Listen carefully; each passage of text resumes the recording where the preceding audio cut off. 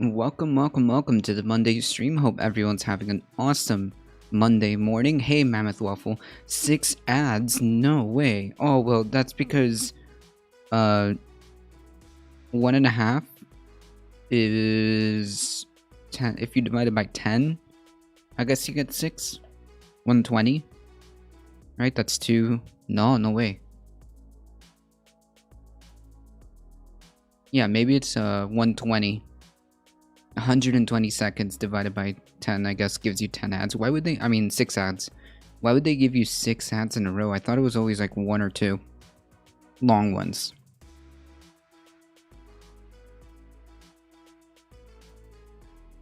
If it makes you feel better, Mammoth Waffle, once this is over, there's not going to be any pre-roll ads if you... What? Yeah, at the beginning, right? For like a minute?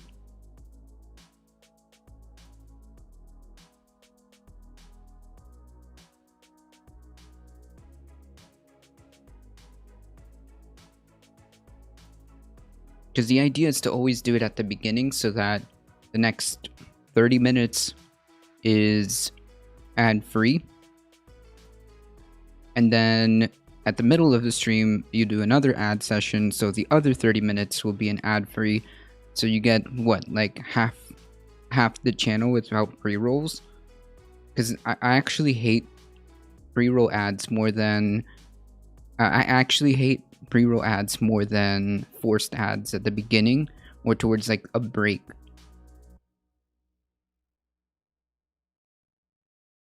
I don't know. I don't know what's better. Taking a pre-roll before at all times, constantly, or just taking like one given ad and then be done with it, or like one ad session and be done with it. I don't know.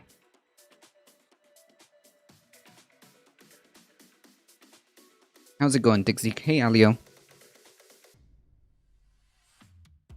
I'm pretty sure that pre-rolls decrease viewership more than mid-rolls. Probably. I don't know. I just get really annoyed. I just get really annoyed at pre-roll ads. So I figured that if I disable pre-roll ads for a good chunk of the stream, it will just be more enjoyable. You know?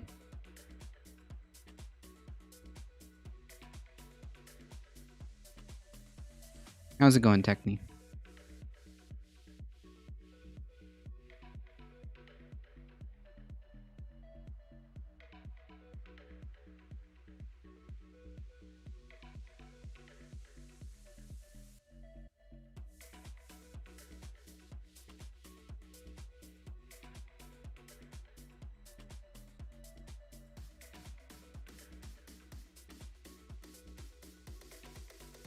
Going okay, nothing special happening for me. Yeah, we're just hanging out. It's raining outside, so I'm imagining that pretty soon it's gonna get cold down here in good old Florida.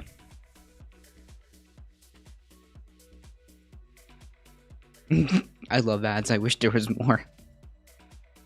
I hate ads. Hey, Dijuma.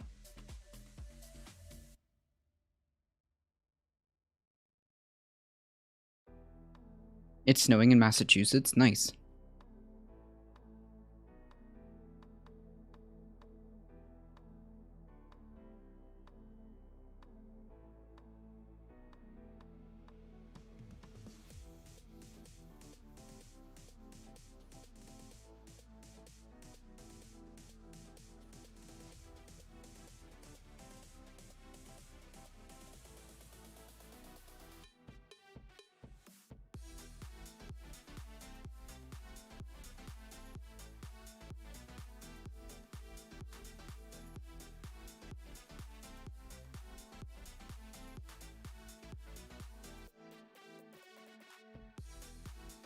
It's funny seeing everybody on the East Coast freak out over a few inches of snow.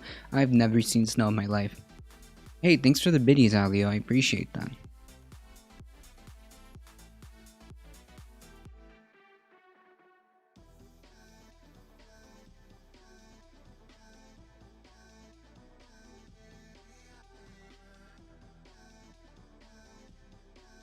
What are we covering today? We got a few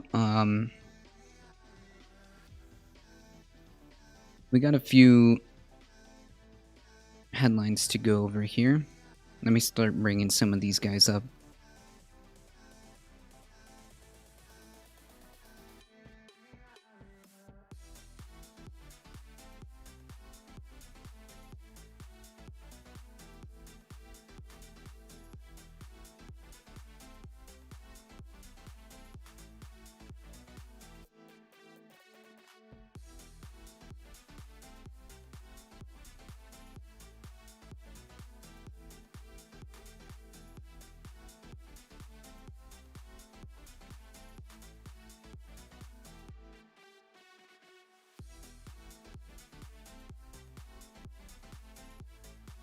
Alright, let me go ahead and bring up some articles here.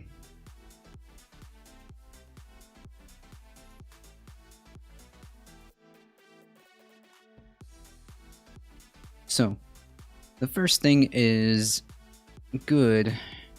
I mean, just a step in the right direction, but then, as we'll see here,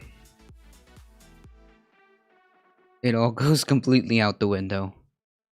Biden orders sweeping review of government science integrity policies. President Joe Biden created today a task force that will conduct a 120-day review of scientific integrity policies across the U.S. government, including documenting instances where improper political interference interfered with research or led to the suppression or distortion of data.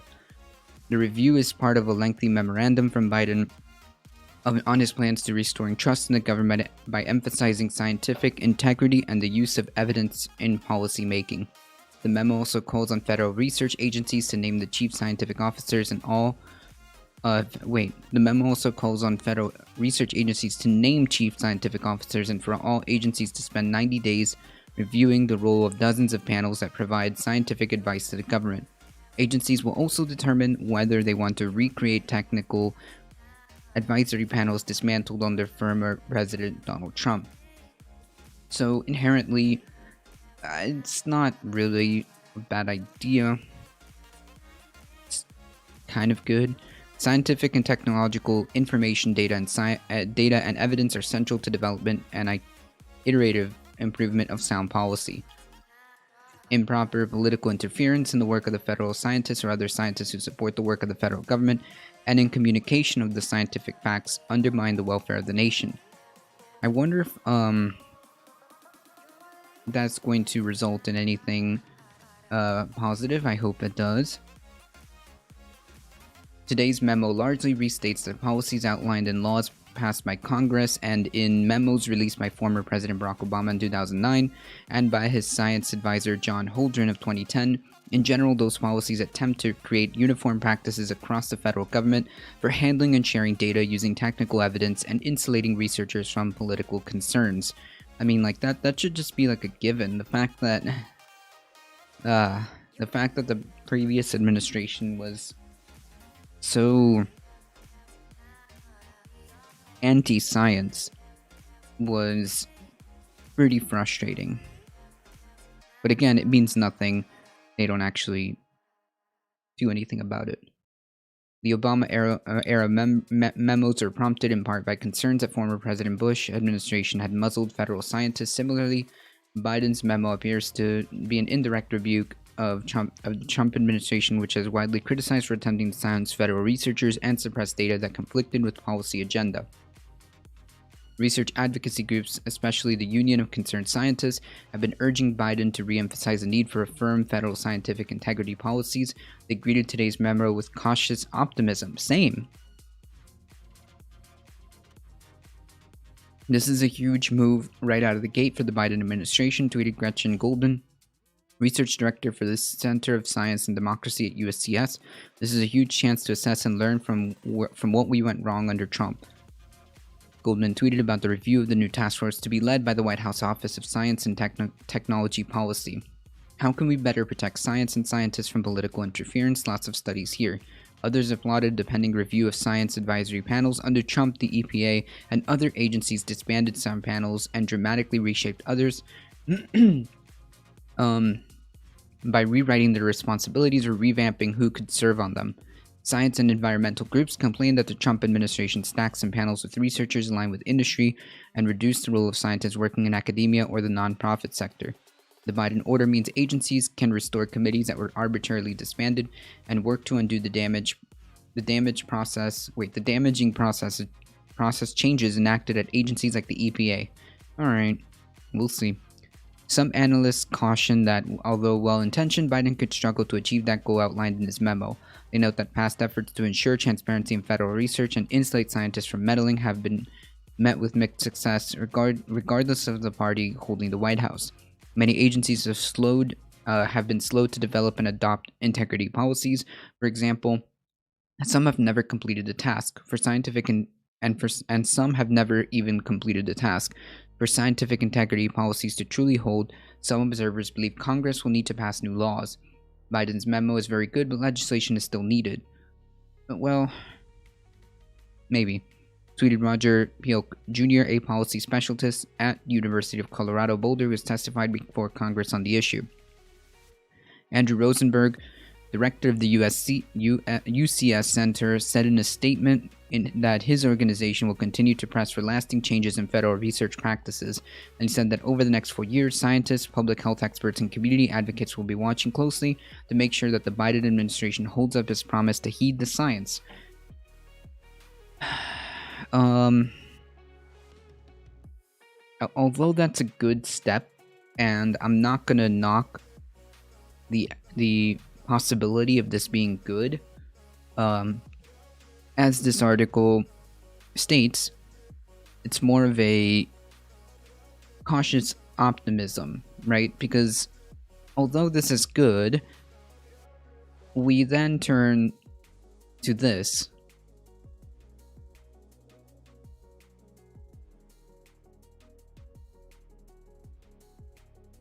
That doesn't seem like following the science to me. Biden issues dozens of oil drilling permits in the first few days. This is like extremely aggravating, beyond frustrating. On one hand, we're saying that we're following the science, while on the other hand, we're saying that we're gonna continue to perpetuate this dying industry anyways. It's just very frustrating to me. The Biden administration has issued at least 31 new drilling permits authorizing operations on federal land and coastal waters, despite an order putting political appointees in charge of the decisions. The move signals those drilling authorizations are continuing to flow despite President Joe Biden's plan to pause oil and gas leasing and a January 20th order temporarily putting decisions about oil and gas permits, mining operations, hiring, and other matters in the hands of the top Interior Department officials. The order provoked alarm across the oil industry as energy companies worried that they wouldn't get approval to drill new wells or swift approval to amend permits for ongoing drilling operations. So far, there's no signs of that blockade. Offshore, the Bureau of Safety and Environmental Enforcement has issued 22 drilling permits to 8 companies since January 20th, when President Joe Biden was inaugurated. Oh wait, is this before, though? Not sure. Thanks for the follow, Salamander. Appreciate that.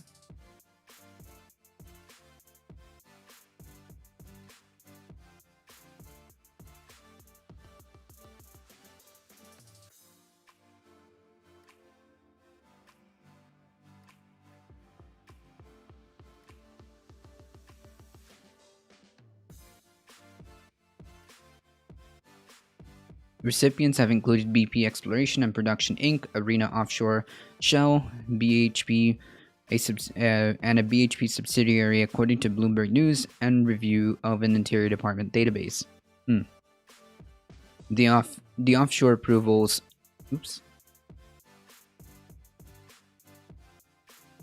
The offshore approvals for wells in the Gulf of Mexico have been issued on a steady basis since Biden's inauguration, including this week. Onshore, the Bureau of Land Management issued 9 permits for wells in Montana, New Mexico, and Wyoming on January 20th and 21. according to a review of a separate database by the watchdog group Accountable.us. The companies that received the authorization were Jonah Energy LLC, Burlington Research Oil and Gas, and Legacy Reserves Operating LP. The Interior Department said in a statement that permits for valid existing leases are continuing to be reviewed and approved. Oh, so existing leases. The agency has maintained that the order, which is set to expire March 20th, does not equate to a drilling permit freeze and does not apply to tribal lands. Not cool.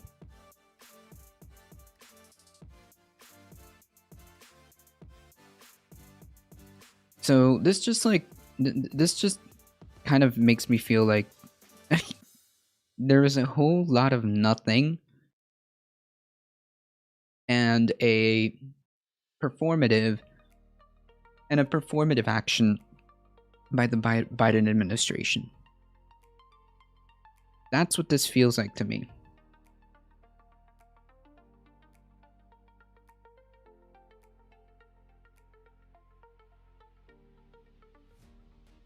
My name is Greta Thunberg, and I'm not here to make deals. You see, I don't belong to any financial interest or political party, so I can't bargain or negotiate. I'm only here to once again remind you of the emergency we are in. The crisis that you and your predecessors have created and inflicted upon us. The crisis that you continue to ignore. I am here to remind you of the promises that you have made to your children and grandchildren, and to tell you that we are not willing to compromise on the very minimum safety levels that still remain. The climate and ecological crisis can, unfortunately, no longer be solved within today's systems. According to the current best available science, that's no longer an opinion, that's a fact. And we need to keep this in mind as countries, businesses, and investors now rush forward to present their so-called ambitious climate targets and commitments. The longer we avoid this uncomfortable truth, and the longer we pretend that we can solve the climate and ecological emergency without treating it like an emergency, the more precious time we will lose. And this is time we do not have. True. Today, we hear nations and leaders all over the world speak of an existential climate emergency. And yet, instead of taking the immediate action you would in any emergency, they set up vague, hypothetical, distant targets way into the future. Targets based on loopholes and incomplete numbers. Targets like net zero emissions 2050. Yeah, like targets that equal surrender. It's like waking up in the middle of the night, seeing your house on fire, and then deciding to wait 10, 20, or 30 years before you call the fire department, while labeling those trying to wake people up alarmists. We understand that the world is complex and that change doesn't happen overnight. But you've now had more than 3 decades of blah, blah, blah. How many more do you need? Because when it comes to facing the climate emergency, the world is still in a state of complete denial. The justice for the most affected people in the most affected areas is being systematically denied. Even though we welcome every single climate initiative, the targets and commitments being presented and discussed today are very far from being enough. And the time for small steps in the right direction is long gone. If we are to have at least a small chance of avoiding the worst consequences of the climate and ecological emergency, this has to change. Because you still say one thing and then do the complete opposite. You speak of saving nature while locking in policies of further destruction for decades to come. True. You promise to not let future generations down while creating new loopholes, basing your pledges on the cheating tactics that got us into this mess in the first place. If the commitment of lowering all our emissions by 70, 68, or even 55% by 2030 actually meant they aim to reduce the emissions on that level, that would be a great start. But that is unfortunately not the case. And since the general level of public awareness continues to be so low, our leaders can still get away with almost anything. No one is held accountable. It's like a game. Whoever is best at packaging and selling their message wins. As it is now, we can have as many meetings and summits as we want, but unless we treat the climate and ecological emergency like an emergency, no sufficient changes will be achieved.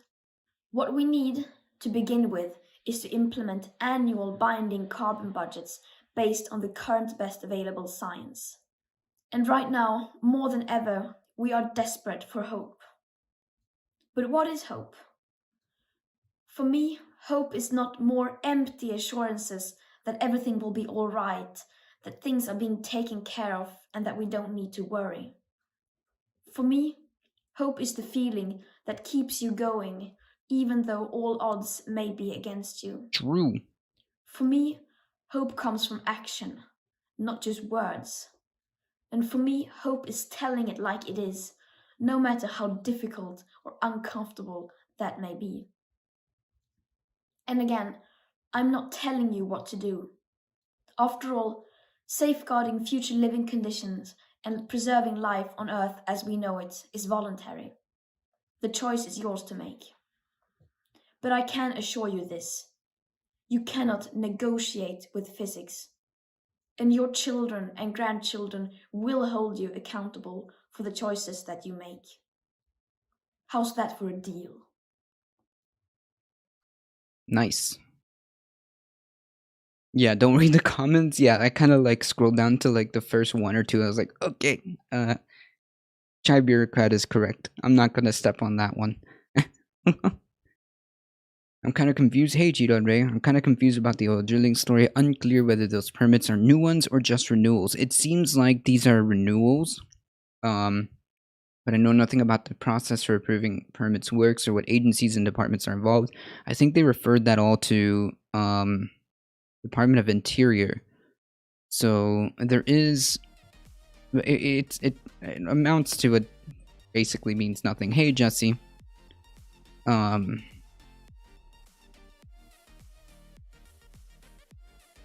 To me, it amounts to just performative, in my opinion, because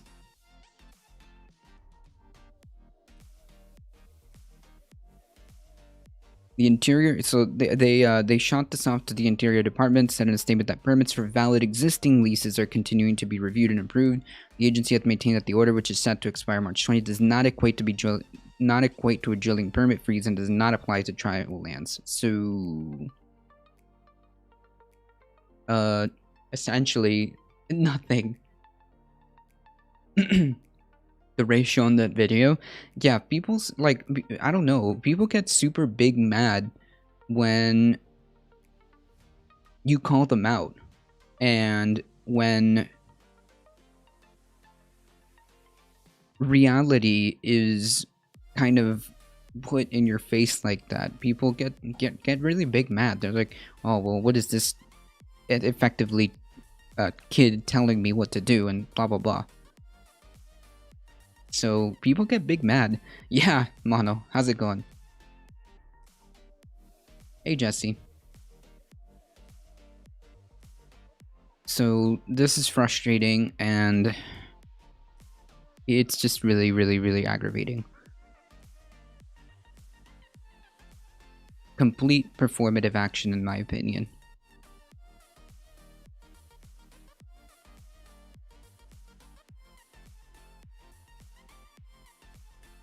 How much control does the president directly have? I think that they can do orders. I mean, he had the option, did he not, of having that executive order be more comprehensive? But when it came down to it, when you really read the executive order, it did fuck all. I mean, he had it. He has... Okay, so I don't know how much, like, power he has over the specific Department of Interior decisions, but he can definitely do executive orders that impact that department. Second of all, at this point in time, um, he has the option of using, if Congress refuses to get it together. If Congress refuses to get it together, he has the option of doing some type of like national emergency, which gives him extra powers to try to move, maybe even move in the direction of like like the blueprint to handle this is kind of like already here, is it not? If you declare like a national emergency for example for coronavirus and move federal resources where they're needed and help with vaccine distributions, help with all of this other stuff, why not use those emergency executive powers to move federal resources to try to solve or alleviate or begin to work on this problem?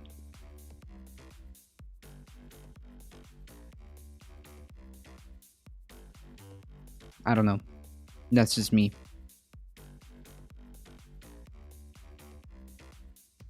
The walrus needs you. So yeah, this is extremely aggravating and just seems like more performative action. Not good.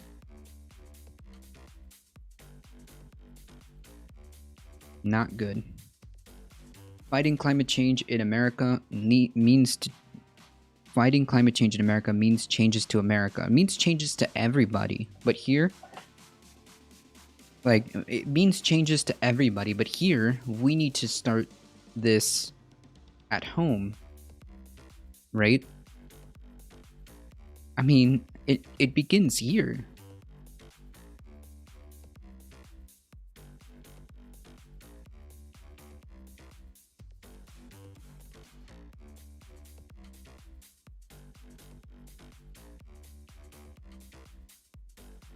Climate isn't the only thing changing. What comes next in the nation's struggle to combat global warming will probably transform how Americans drive, where they get their power, and other bits of day-to-day life, both quietly and obviously, experts say. Yeah, I mean, like,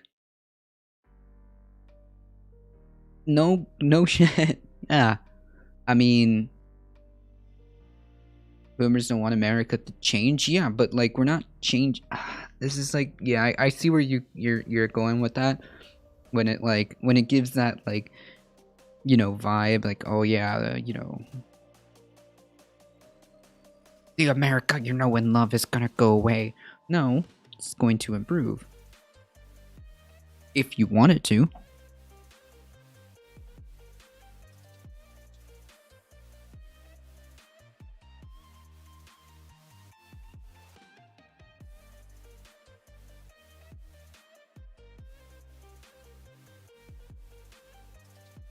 Right. Venezuela. But this is 100% true. I'm sorry, but there's gonna need to be a change in how we obtain our energy, how we the transportation, how we do even the economy. A lot of these things, how we organize or reorganize our priorities. I'm sorry, but that's gonna have to be at the head of the conversation in order for us to have a serious debate or a serious debate or a serious conversation about dealing with climate change. The American boomers know and lo, I've already drifted away from their feeble hands.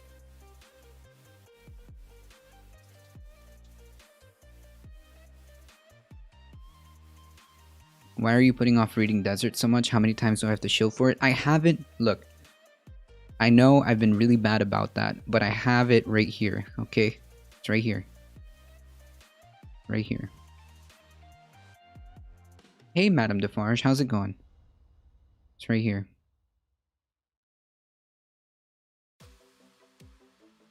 Yes, I know. I know.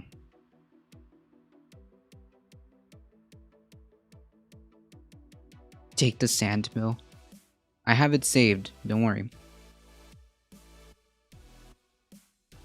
Is the link in the Discord? I can post it in the Discord, absolutely.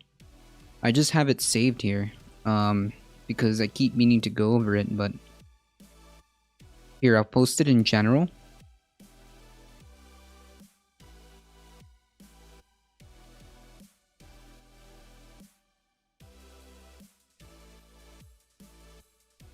Read the Sandbook.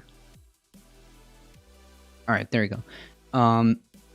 So yes, we're gonna need to make changes, and it's going to be a it's gonna be something that, yes, it will seem to be radical, but in reality it's not. It's like the same people who saw as Darknet made the analogy, it's like the same people who saw the candle maker business go out and slowly be replaced by light bulbs. It's kind of like the same thing, right? Why are we propping up a dying industry anyways? Allow the future to just happen. Flexible, but how flexible are people? It seems to take time. Yeah, we don't, of course, Alio. Changes like this normally would take time, but at this point we don't have that. It would have been nice if we would have started working on this decades ago, so that people would have been eased kind of into it, right? Eased into the fact that we need renewables, we need to work towards technology to get us to fusion, things like that. This should have been happening decades ago. But unfortunately, yes, you are right that people aren't, generally speaking, flexible to change on a dime. But I mean, at this point, the timeline that we're looking at is we're running out of it. Why would we work on a Chinese hoax?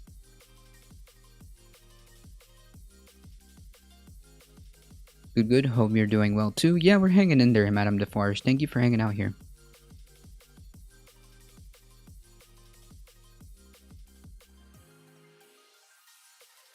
So far, the greening of America has been subtle, driven by market forces, technology, and voluntary action. The Biden administration is about to change that. Oh boy. In the flurry of executive actions in its first 8 days in office, the president is trying to steer the U.S. economy from one fueled by fossils to one that no longer puts additional heat-trapping gases into the air by 2050. That's cool and all, but that's 29 years from now.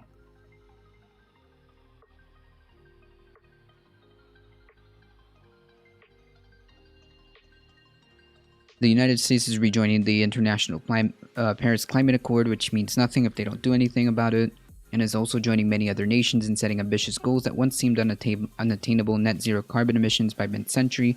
That means a lot of changes designed to fight increasingly costly climate disasters such as wildfires, floods, droughts, storms, and heat waves.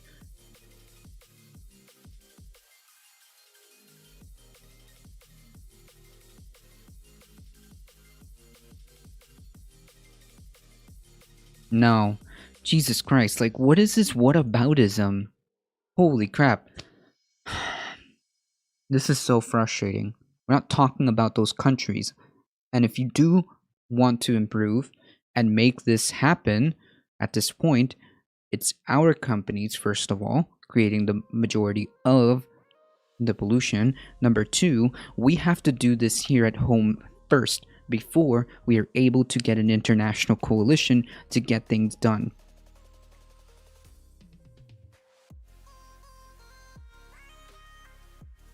Incredible. Incredible whataboutism.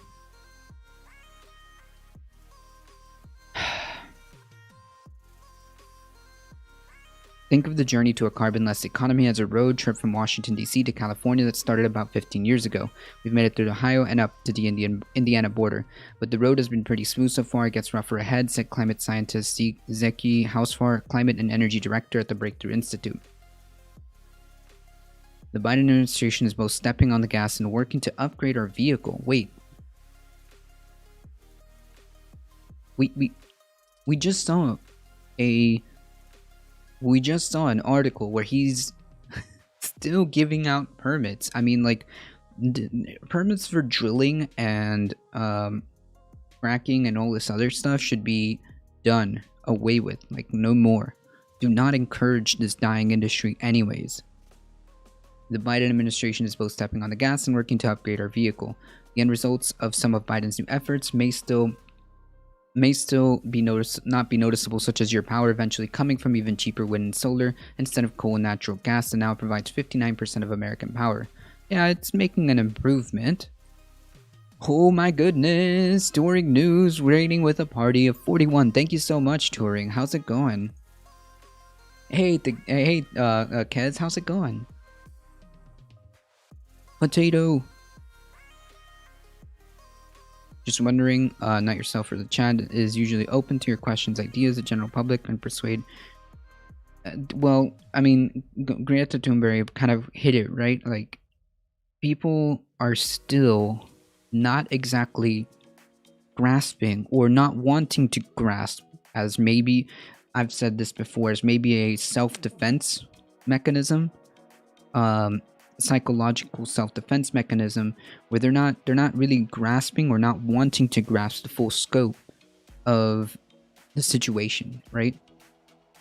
I mean, Greta Thunberg basically kind of hit that chord there. How's it going, Turing? Hope you're doing all right. Big ad oof. There should be no ads. Hey, domesticated cat.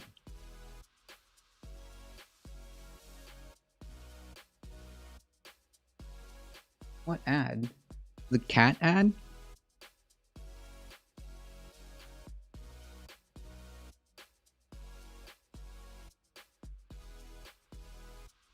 The t-shirt cat ad?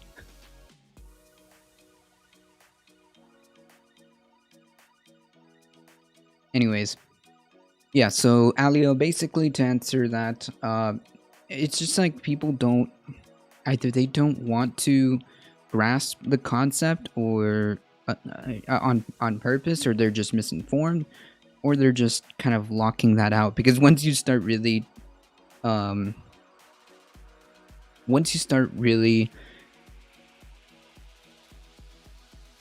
realizing the scope of the problem, it gets pretty dark.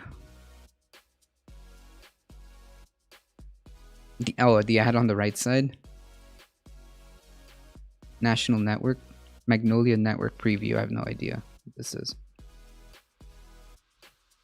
Yeah, once people understand and grasp it, it can get pretty dark pretty quickly, so I could see why people just want to shut that out, you know?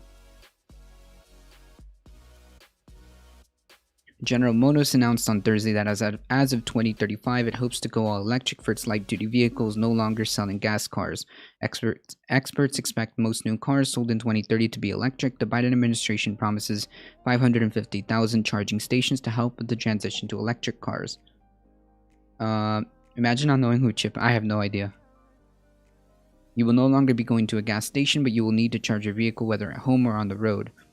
I mean, sure, Director of International Climate Policy Research at Rhodium Group, may be a whole new way of thinking about transportation for the average person. Also, speaking of transportation, I would even add to that our public transportation is absolute garbage in here. I mean, in certain areas in the US, I'm sure it's better, but transportation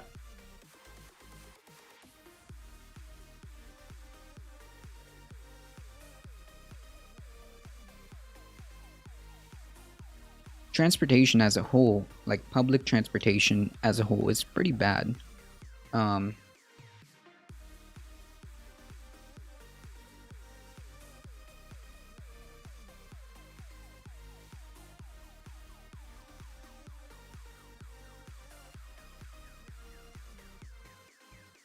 It's pretty bad. There's definitely a need for improvement. How's that? How's that going to work for California though? They don't have insurance to support the energy. Wait, they use now? Oh yeah, so I think that like this is a perfect opportunity for things like the Green New Deal and stuff like that to provide an overhaul of our infrastructure, uh, of our infrastructure to be able to do this. Hey, Kez, I'm doing okay. I have news. I'm hanging out there. What's the news? Hit me up, Kez. I just want to know what scientists he's listening to who are saying that this is enough. Yeah, I have no idea.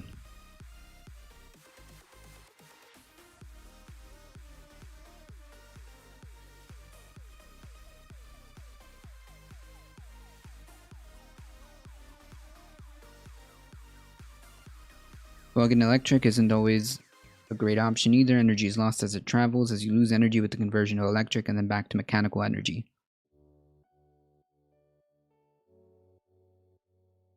Yeah, Jaredomus Prime. I think that, I mean, we can improve public transportation and make it as green as possible, so that we don't always, so that we don't always,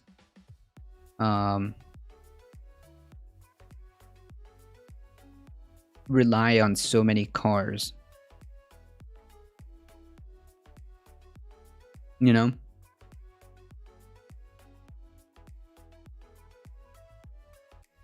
So that we don't need so many. Yeah, exactly. We need some type of high speed rail, good public transportation, things like that, right?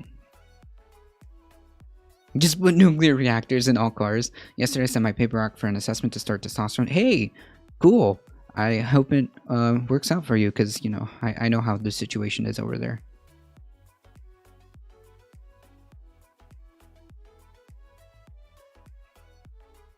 Could you imagine the car accidents? No. Does the Green New Deal including add a bunch of large-scale power production so that California doesn't have to put in all its energy from out of state, which is why they have brownouts? No, actually, that's incorrect.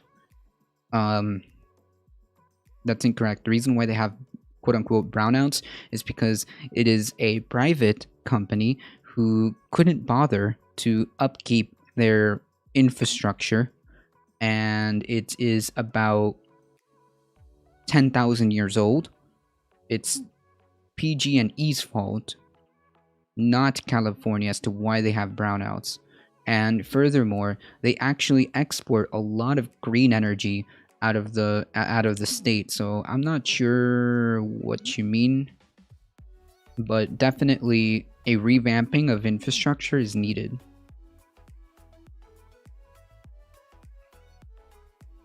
You know what I mean, Mono. If we don't have our own cars, how are we so exceptional and unique, though? True.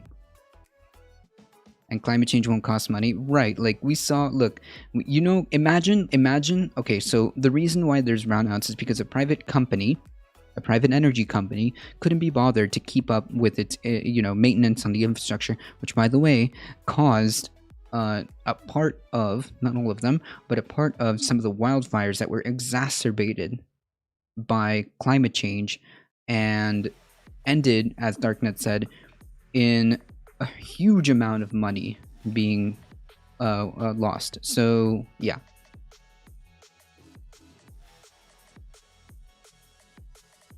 It's just like the alternative is catastrophe, and that's not acceptable. Yeah, it may be a whole new way of thinking about transportation for the average person. Again, we could probably also do investments in infrastructure and public transportation so that less cars are needed. But it will still be your car, which is why most of the big climate action over the next 10 years won't be too noticeable. What are you talking about? If there's... Okay. If there's a big climate action that isn't noticeable...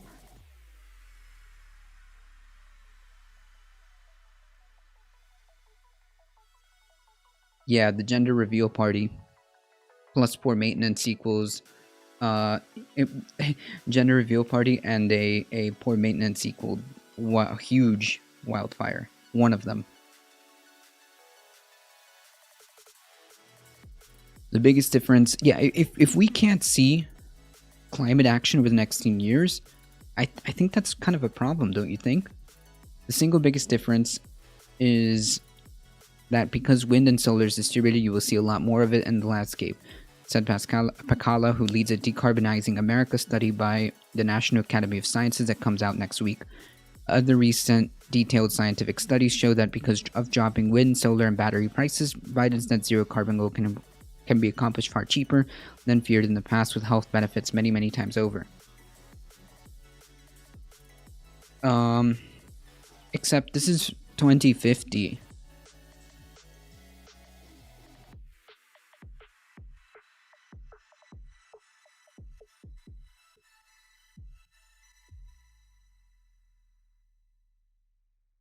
This is 2050. Energy dissipates over that long. What?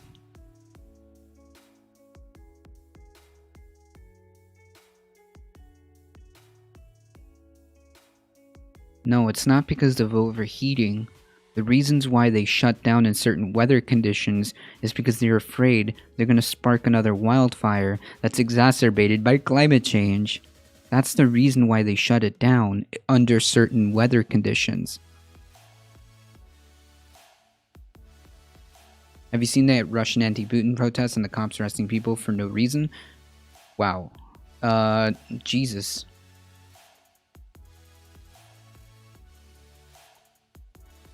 Hey, memo for the record. Military coup in Myanmar. Yes, I saw that. Overheating the hot weather and wind equals fire. Yes, and why do you think that's happening? And it's because of climate change and because of poor maintenance by a private company, which by the way got sued. Oh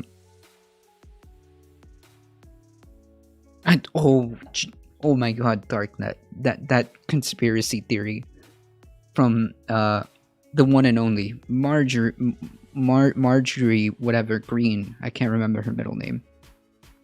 This is actually a theory that she believes in. Hey, Yellow King, how's it going? Thanks for the subscription. Tier 1 sub. Thank you so much. I appreciate it. 2 months. Nice. Taylor, yes, thank you. Marjorie Taylor Greene actually, unironically, put out the conspiracy theory that it may be possible that, quote-unquote,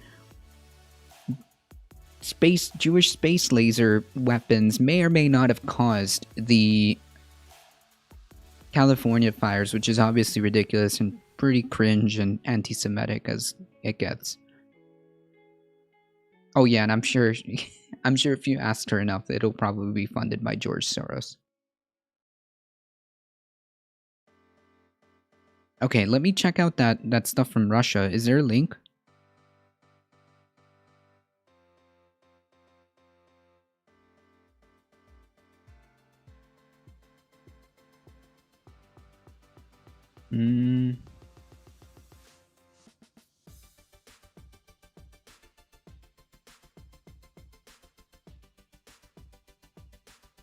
Wait, I know you posted a link here.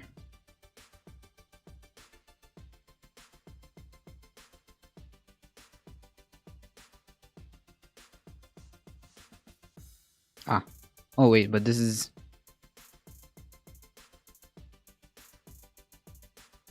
Okay.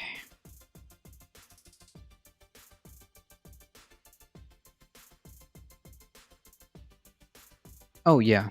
Yeah, we went over this one, Mono, but this is a good one to kind of illustrate the,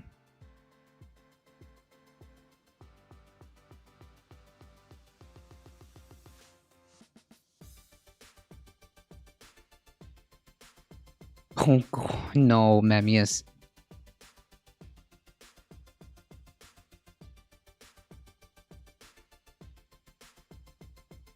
But California has so many more options than nuclear. Hey, Gwillem, how's it going?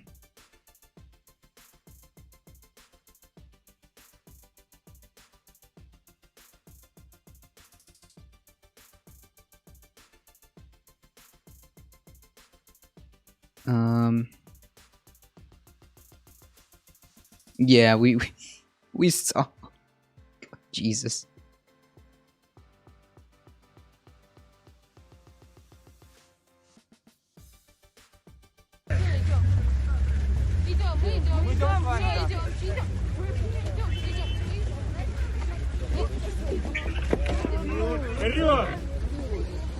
Not good news all around. Yeah, we see that.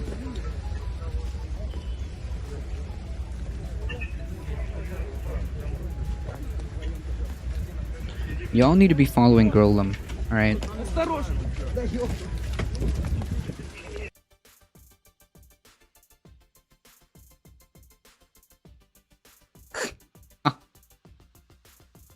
Jeez.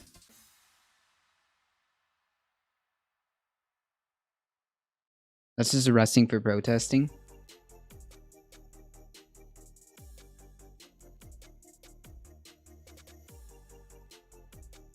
I mean, if that was true, I don't know if, oh man. Slay the Spire. I've watched you play this game recently, but I don't exactly understand what it is.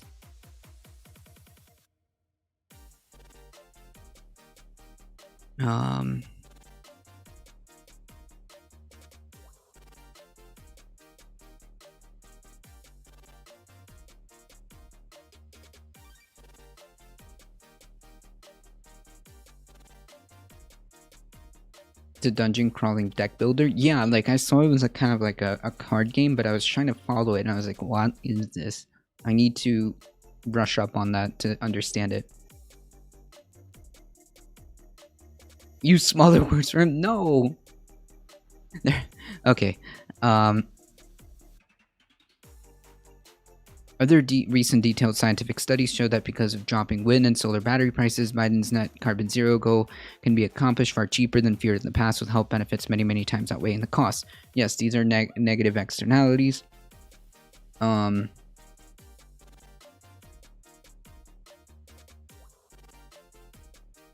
These are negative externalities that need to be addressed. Those studies agree on what needs to be done for decarbonization, and what Biden has come out as doing, things that everyone is now concluding that we should.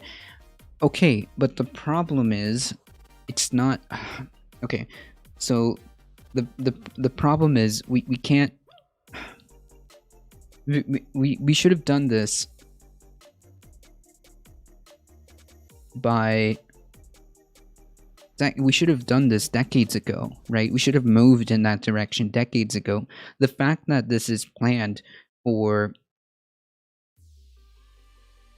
30, almost 30 years at this point, it's like almost moot, right? I mean, it would be one thing if we had like some type of executive order where we start ramping up infrastructure production, ramping up solar, wind, which are very cheap at this point, hydroelectric, geothermal, I mean, even like biomass, biofuel. Like, we have so much different stuff that we can do. Biomass is renewable energy.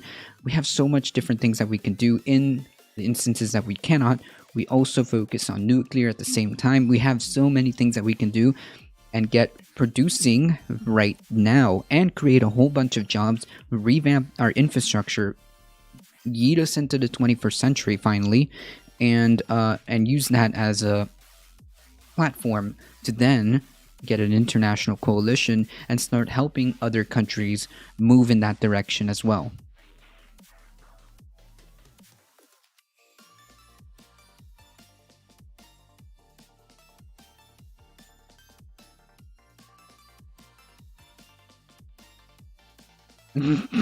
Eat some fiber.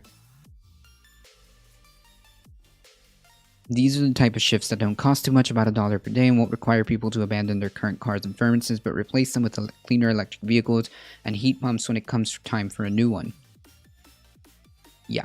Part of the problem, said co-author Ryan Jones and co-founder of Evolved Energy Research, is that for years people have wrongly portrayed the battle against climate change as a personal morality problem where individuals have to sacrifice by driving and flying less. I mean, to a degree, that would be ideal, and you can do that with public transportation and turning down the heat and eating less meat. Actually, climate change is an industry economy issue where most of the big solutions are happening under the hood or upstream of people's homes.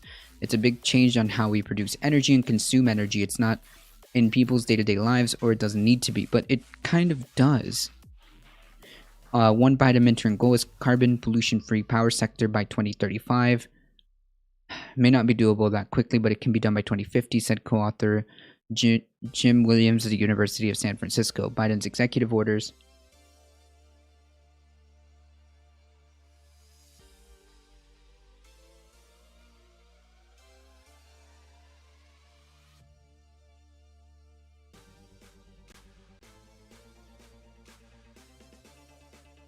If anything, you should be both be counter signaling me. What?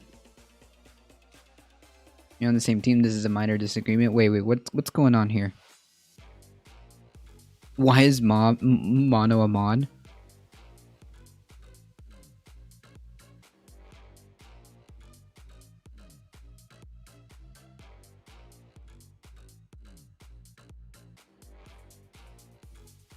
Hey. Alright, guys. Chill. A difficult poop. Okay, so I'm gonna try to be slightly patient. Slightly patient. Just thinking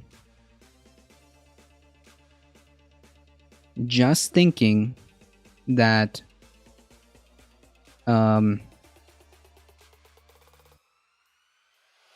nuclear is gonna solve everything isn't the way. All right, and it's getting really frustrating. Wait, who's posting anti-Semitic stuff?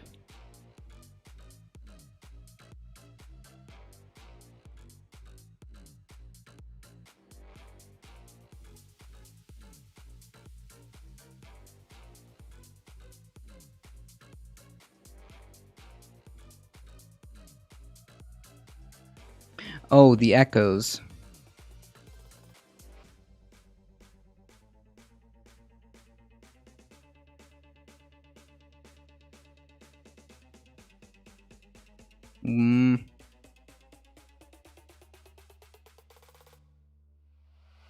All right, folks, let's just be chill. None of that.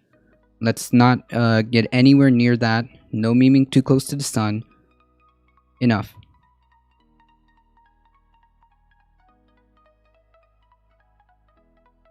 I don't think you meant it in a anti-Semitic way, but still, let's just not. Yeah, I see what you mean.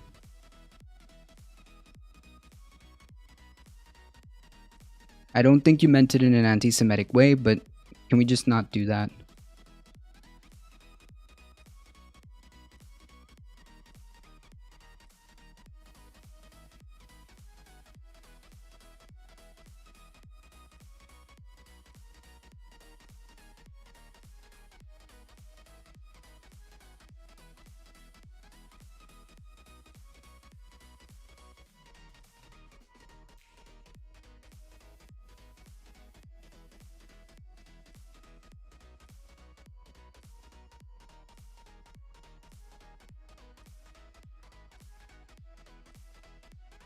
Yeah, it's a little bit. Hold on. It's a little bit up there.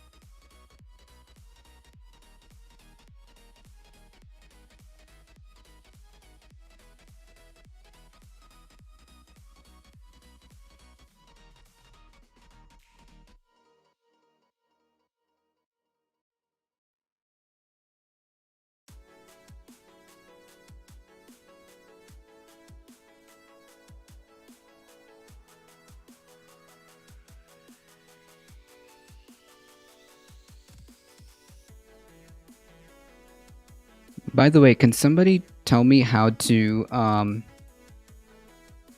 get into mod mode? Okay, hold on. Switch to mod mode.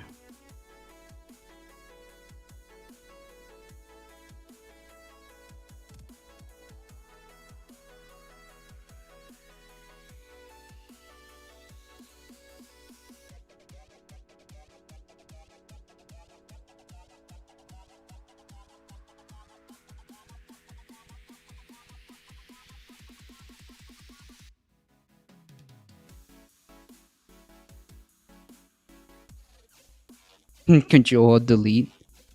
No.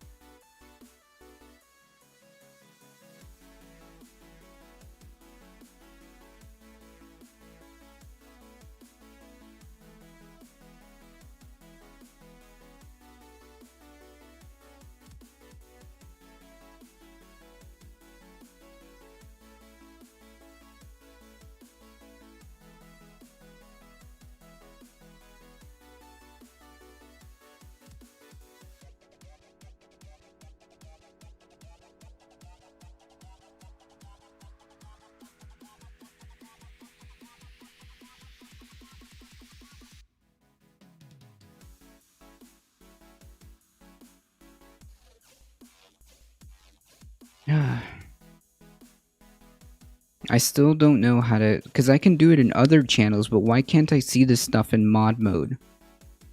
Incredible.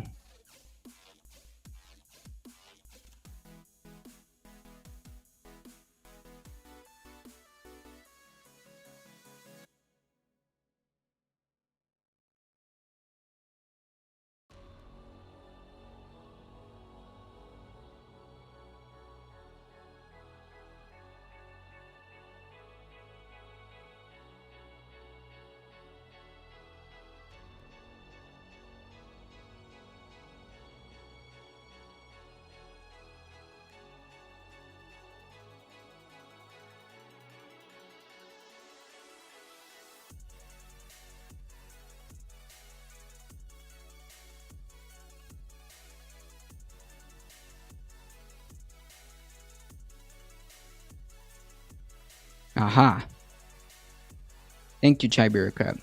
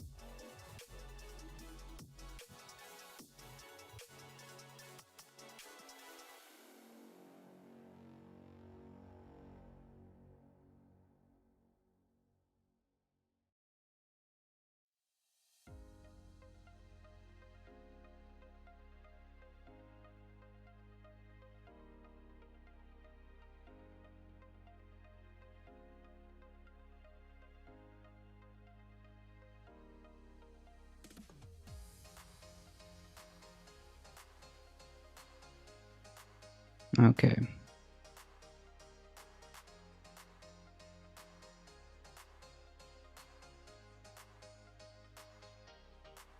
Okay, I think I got it. Nice BTT updates. True.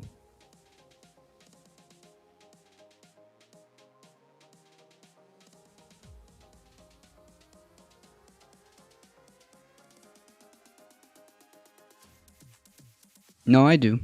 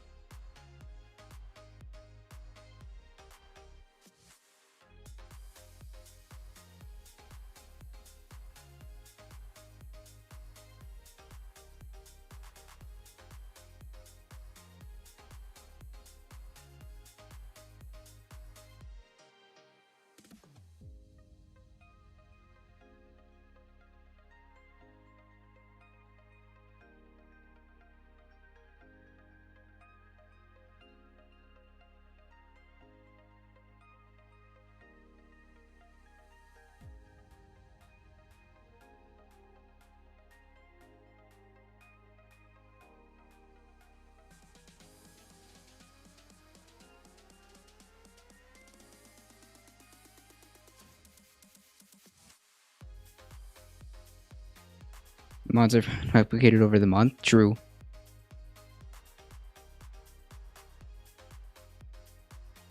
What are you nagging on about today? The news, as usual, Devil Dog. Nice to see you here.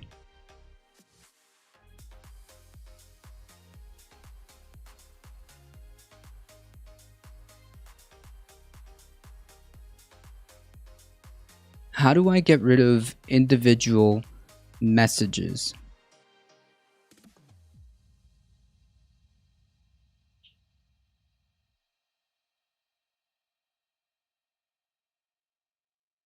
How do I get rid of individual messages?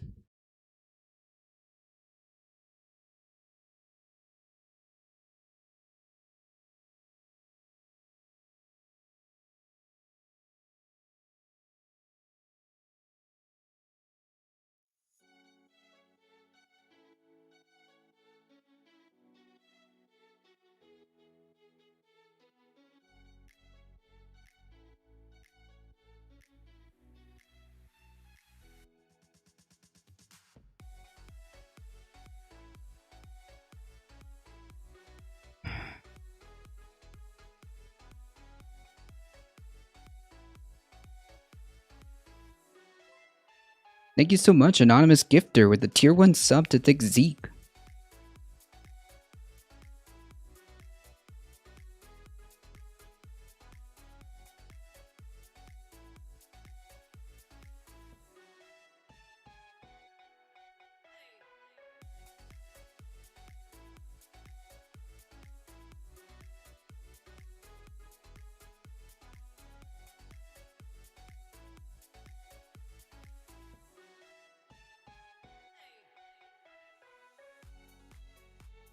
Yeah, it doesn't let me do anything. Thanks for the follow, the generic world.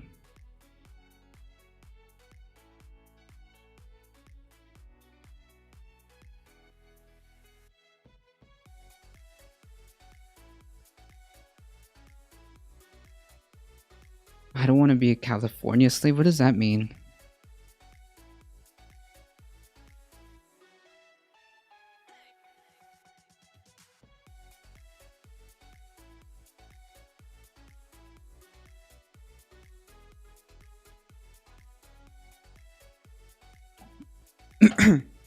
Yeah, I don't see it though. Where do I... this is so frustrating. Where do I see the hover over icon?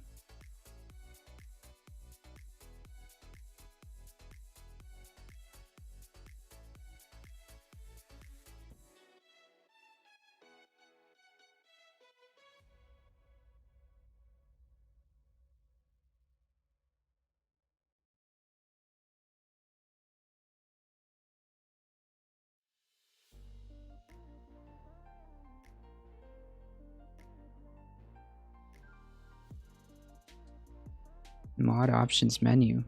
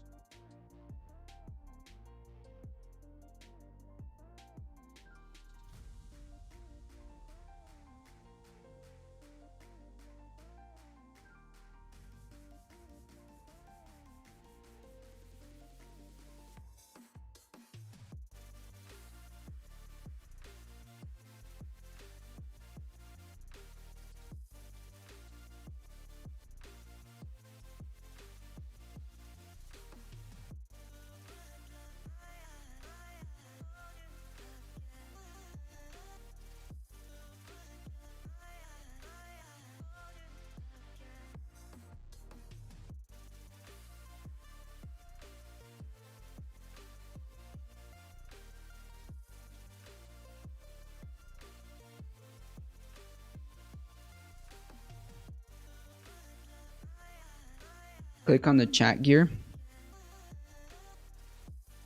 I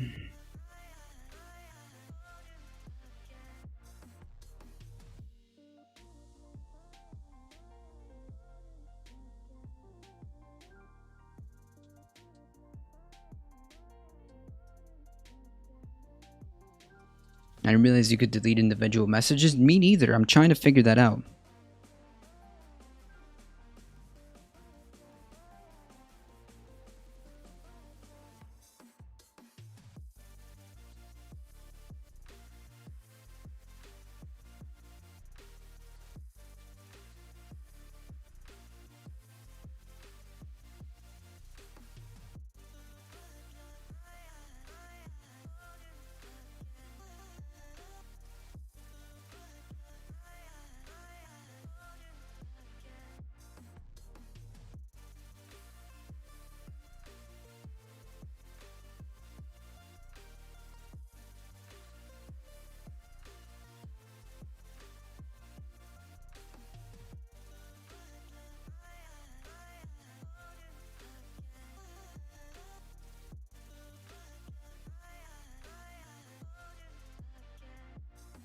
No, there's no drama here.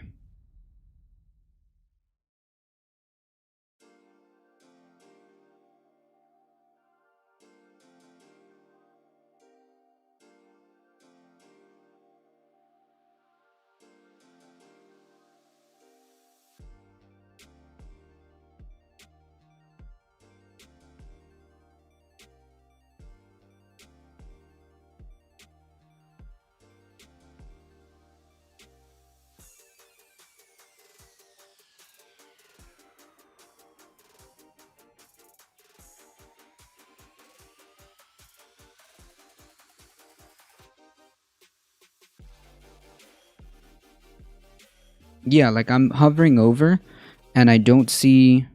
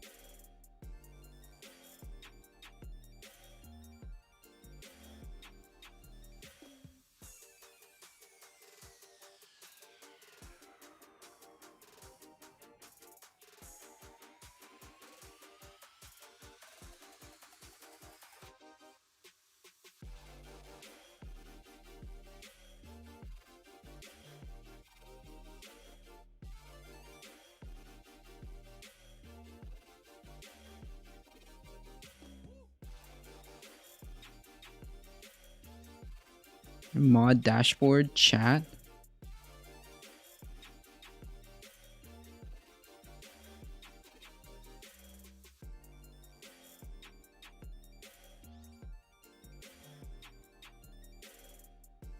Mod dashboard chat / 3 dots show the mod icons.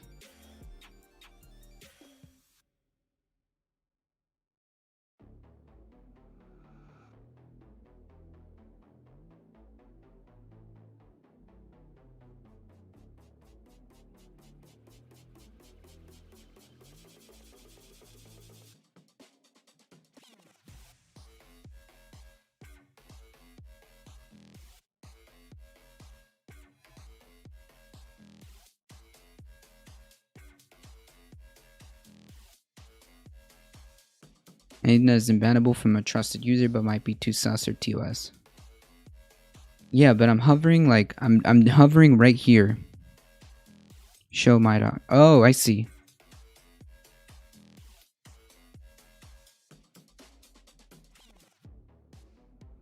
I see.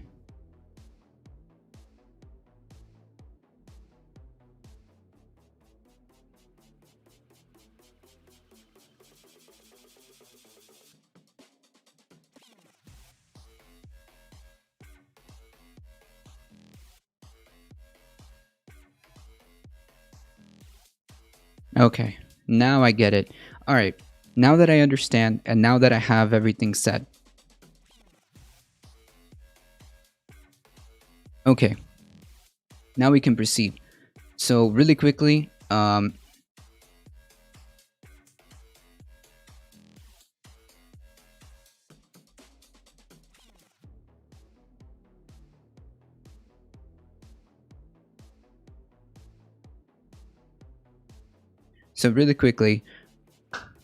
set some ground rules. Folks, looking at you, Mono. Please try to like not meme too close to the sun like that because it can get really dicey. Please, I don't think that you mean anything bad. I've seen enough of your enough of your beliefs to understand where you're coming from, but just please, for the sake of the channel and just to keep a clean atmosphere, try not to meme too close to the sun. Please don't post things like that that might be a little too edgy. You can still make your disagreements or politics thinking like that. You can still make your disagreements and politics known without doing that. Does that make sense? Because like it I understand, and I just don't want that to be like a thing, right? You know, it's like you could say, uh, uh, worst comes to worst, just give me Mono's hammer. Yes, no comments on Soros, guys. No, no, no, not the problem isn't the Soros. Does that make sense? The problem isn't the problem isn't the George Soros comment. Okay, let's just try to keep it clean. Secular space lasers only. Yeah, there you go.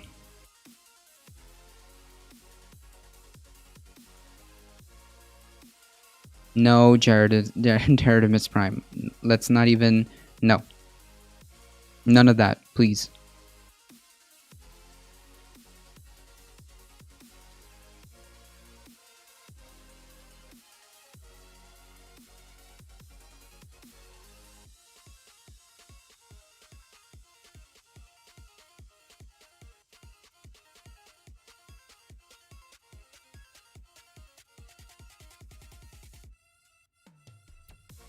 Yeah, we were there with the QAnon raid.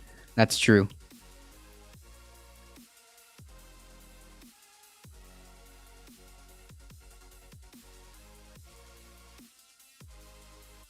Anywho,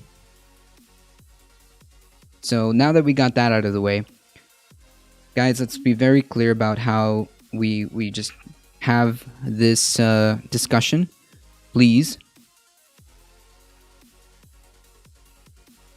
Yeah, that's the thing. I don't want anything to be construed as TOS, things like that. So I just want to be very clear. Please, guys, don't. This is like not an edgy boy space, um, and this is not a space for just because you don't agree with them should be instant mod removed. Nah, the thing is, like, sometimes when people go in circles and try to derail the conversation is also kind of frustrating because, like, the person didn't get banned, they just got timed out, you know? So there's like instances and rules. Hey, Substab, um, that I will be perfectly fine with somebody being banned and stuff like that.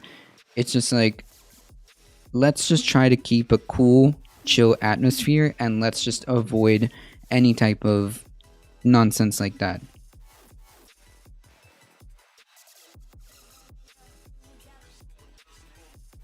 So, okay. So that's the ground rules. I think that it's pretty easy. And I think that this is the way.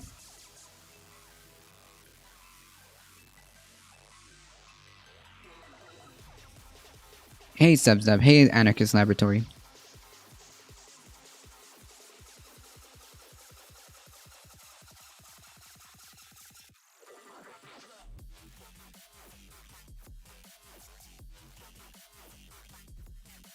I have spoken. So, that's the way that this is going to go. Please, for everybody,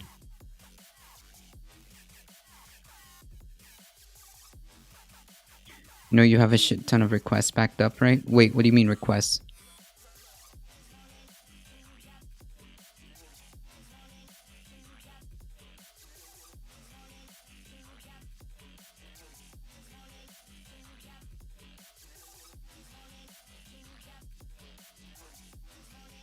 $63 dabs?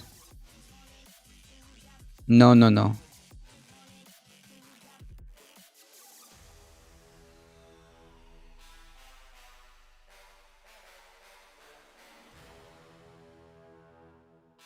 Oh yeah, I've done most of these.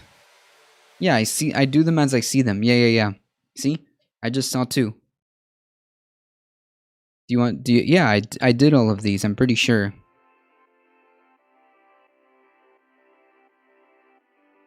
See, we got like 10 of them already. You guys are gonna make me like stay here. Oh yeah, I just don't mark them as complete. Yeah, yeah, yeah. But I do them as I see them.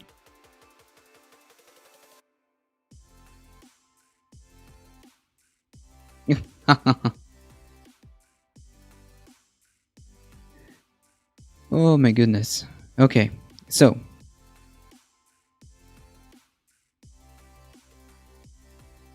yeah, there is a limit because I'm not gonna sit here and do 10, 300 dabs all day. So now that everybody's clear, we can move on.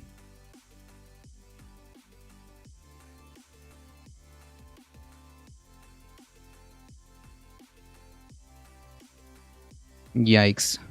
Thames Water discharging raw sewage into Buckinghamshire River.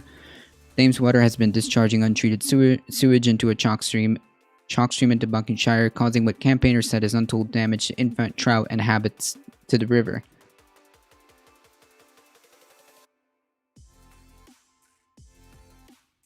The discharges into River Chess and Chesham occurred days after the head of the environmental agency told MPs that this would never happen, although he later qualified his remarks to allow for some exceptional circumstances.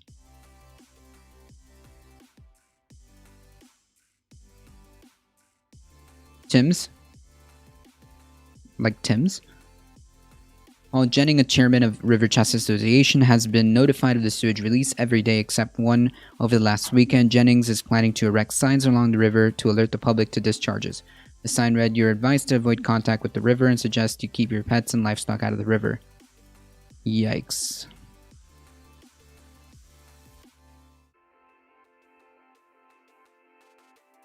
Thames has said Thames for some fucking reason.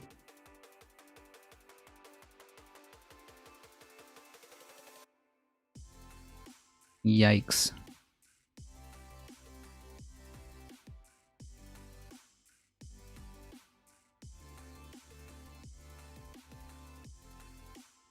We also permit sewage treatment to work and discharge treated sewage to chalk streams, but only with the strict permanent limits that's required to protect the water quality of the receiving watercourse.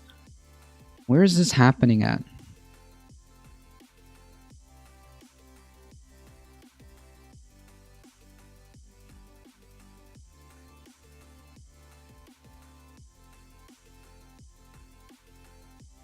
Is this in the UK? Oh yeah, told MPs.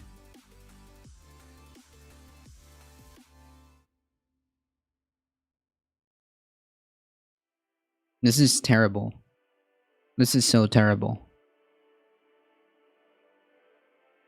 Hey Hildebeest, how's it going? Okay, so let's continue here. Biden's executive orders featured plans for an all-electric federal fleet of vehicles conserving 30% of the country's land and water, doubling the nation's offshore wind energy, and funding to help communities become more resilient to climate disasters.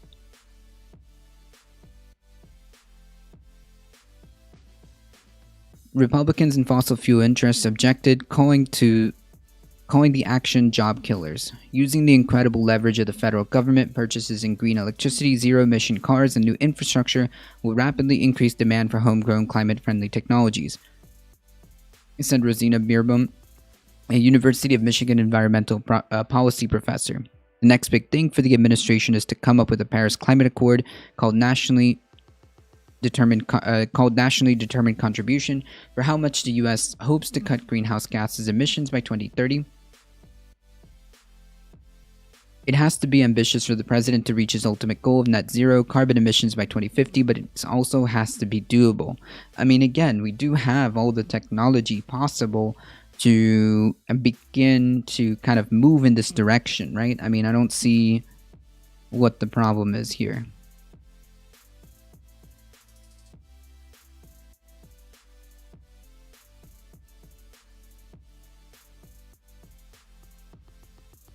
Crazy that we have to assume climate disasters in all planning now. We've gone,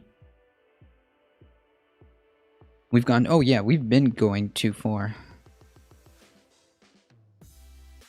I mean, that's kind of a meme, a difficult poop.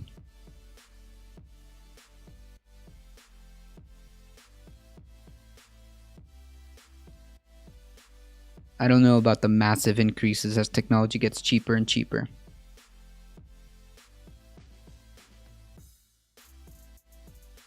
His administration promises to reveal the goal required by the climate agreement, but non-binding. So, in other words, before its Earth Day Climate Summit of April 2022. That new number is actually the central important activity of next year. The University of Maryland environmental professor Nate Holtman, who worked on the Obama administration Paris's goal, getting to net zero carbon emissions mid-century means about a 43% cut from a 2005 level, the baseline the U.S. government uses by 2030.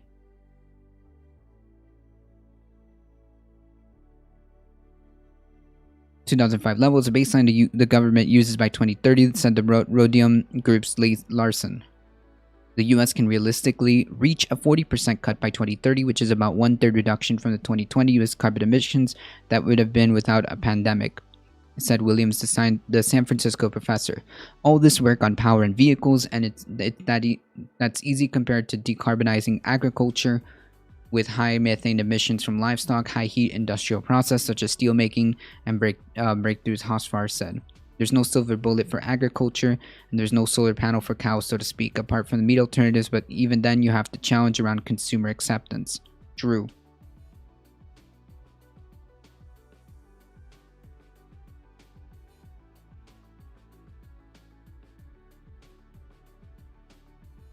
Yes, the underlying issue is that people have to travel for work and things like that. So, in other words, we have to figure out a way to make, or part of what we can do is make public transportation efficient, effective, affordable, and green, and cut down on the need for cars. We can also make things, make whatever work from home permanent at this point, right?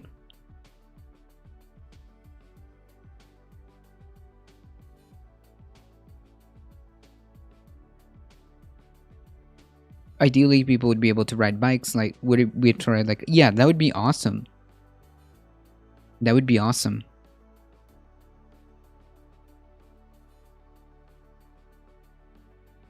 Send it to me in DMs, Memo.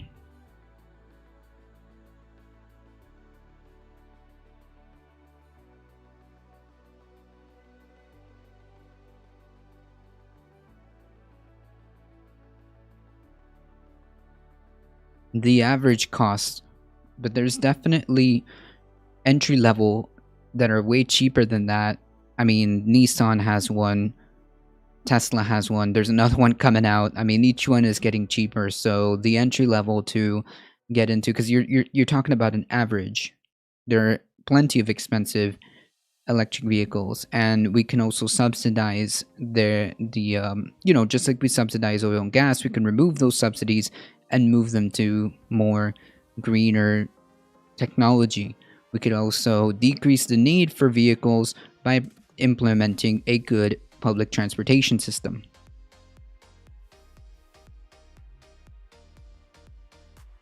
There's a solution for agriculture. It is a link I put in. Yeah, send it to me in DMs. Large-scale commodity growing is not it, though. Yeah, for sure. Centralized farming is bad.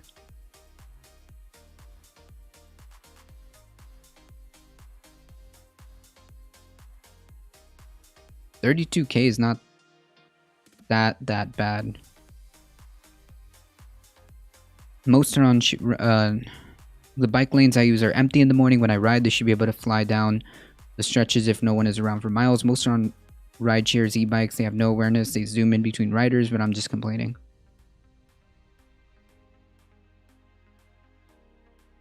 The problem is that not bad isn't good enough. Yeah, I know, but we can reduce the prices by giving the subsidies that we give oil and gas to renewable energy. I think that's just easier.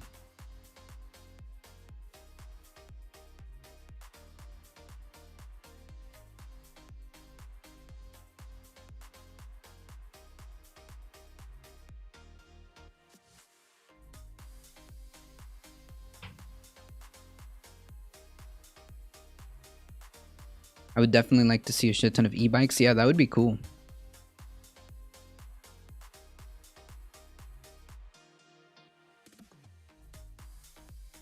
Subsidize regenerative organic farming? True. We have to stop outsourcing the misery caused by capitalism to third world countries while claiming some of the social progress of environmental progress. You're not carbon neutral country. It's just having some other country crapping on the world for you. That's like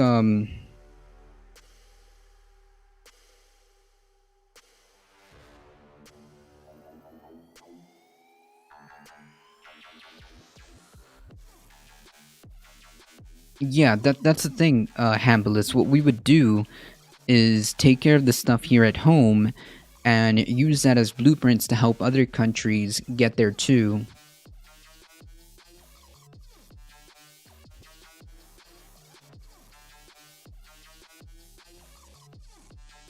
There was a QAnon raid of 1,000 people? Yeah, in another channel.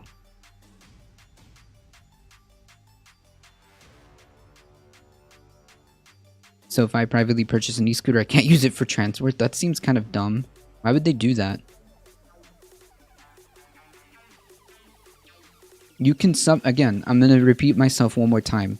You can subsidize these prices instead of subsidizing oil.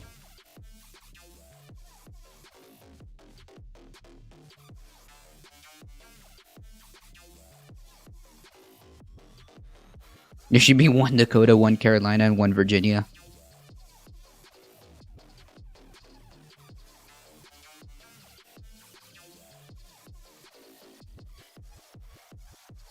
That's true.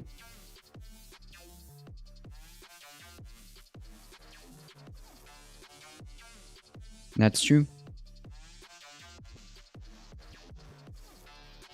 So, although, I mean, it's really frustrating because on the one hand, it's good that there are some good steps being taken on one hand, but on the other, we're out given permits and just kind of continuing and perpetuating the oil and gas industry. It just needs to be allowed to fail. As it stands in a lot of places in the UK, you have to actively fight what currently exists to make workable bike routes. American Samoa, Puerto Rico, and DC should be states. True.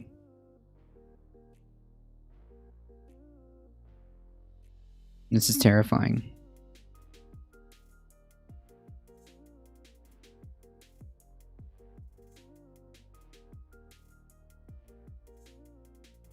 International news, I guess.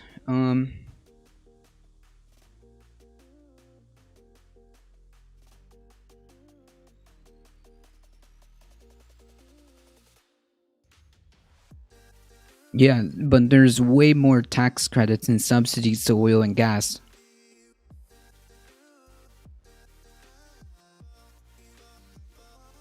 More than half moving into the R of Congo.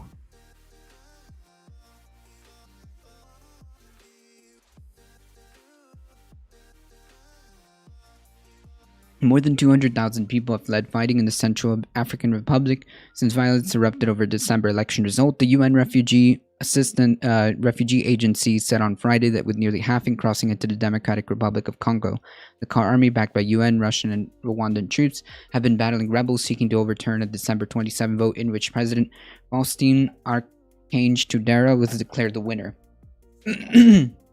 Refugees have told UNHCR that they fled in panic when they heard gunshots, leaving their belongings behind. Spokesperson Boris Chesharov told journalists in Geneva.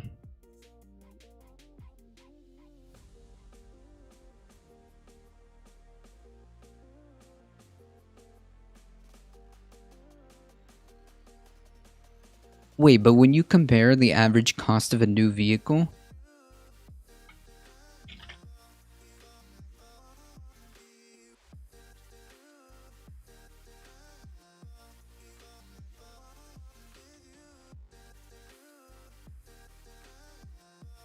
it's the same. The average cost of a new vehicle is $40,000.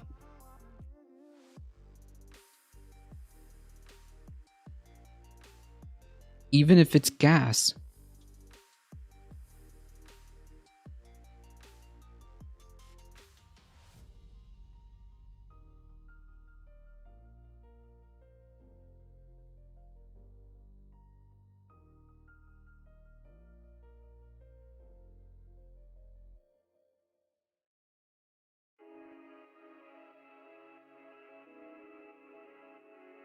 Specifically referring to electric vehicles. Yeah, if you buy normal vehicles, it's also about the same price anyways.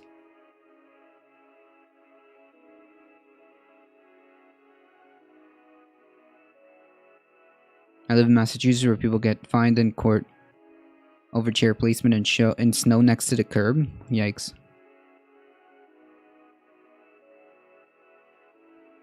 But the point is, there isn't a difficult move. There isn't. It's the same. It's the same price. The average price of a new car, normal new cars, are about 40,000. It's the same as almost the same price as a new electric vehicle. What is the problem here? Certified cars are used to go much cheaper and low mileage and still has a warranty. True.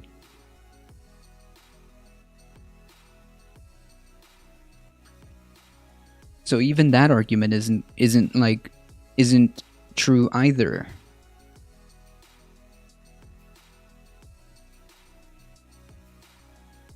Anywho.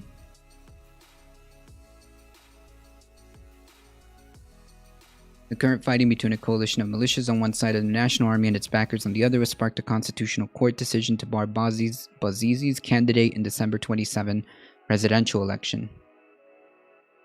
Former Prime Minister Martin Zagili, who came third in December 27 election on Friday, said there was fighting across the country every day, preventing movement between towns and pushing people to flee.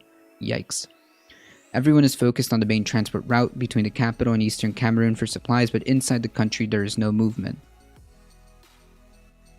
Jesus.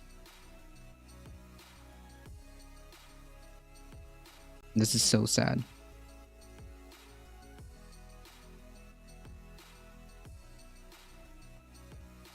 Yeah, of course. I would never, I would never buy a new car. I was just refuting the point that the cost of average new cars of electric vehicles are high, when in reality they're about the same anyways.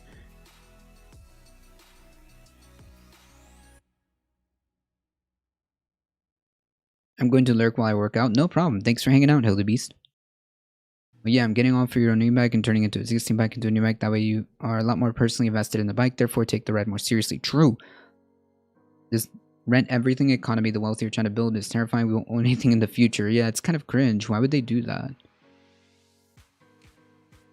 Certified used cars are the way to go in my experience. Much cheaper, very low mileage, and still has a warranty. True.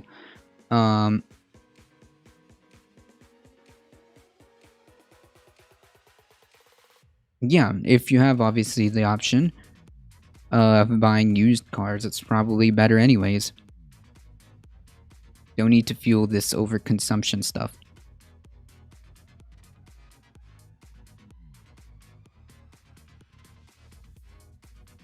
Also, yeah, I see that, like, it's just a better deal anyways if you get used cars.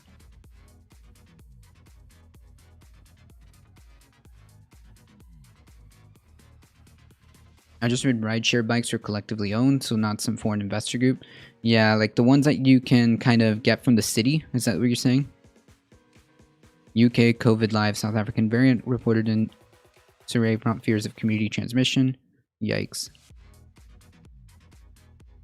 Worth noting the South African variant is better at beating vaccines. Yeah, but not to a big degree, I think. I pay almost as much for my apartment as I would for a small home, but it's also high enough rent, so I can't save for a down payment in a home. That's a trap, isn't it?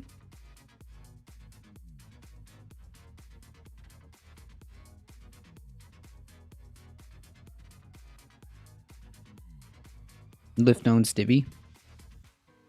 What is Divvy? Is that the rideshare thing? This is terrifying. This is very terrifying.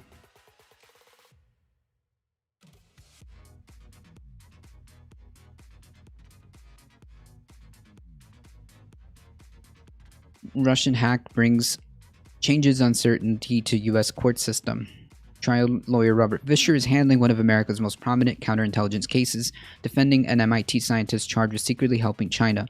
But how he'll handle the logistics of the case could feel old school. Under new court rules, he had to print out any highly sensitive document and hand deliver them to the courthouse. Until recently, even the most secretive material about wiretaps witnesses national security concerns could be filed electronically, but that changed after the massive Russian hacking campaign that breached the US court system's electronic files and those of scores of federal agencies and private companies. The new rule for filing sensitive documents are one of the clearest ways the hack has affected our court system. But the full impacts are unknown. Hackers probably gained access to a vast trove of confidential information, hidden and sealed documents including trade secrets, espionage targets, whistleblower reports, and arrest warrants. Jesus. It could take years to learn what information was obtained and what hackers are doing with it. It's also not clear that the intrusion has been stopped, prompting rules on paper filings. So we're going back to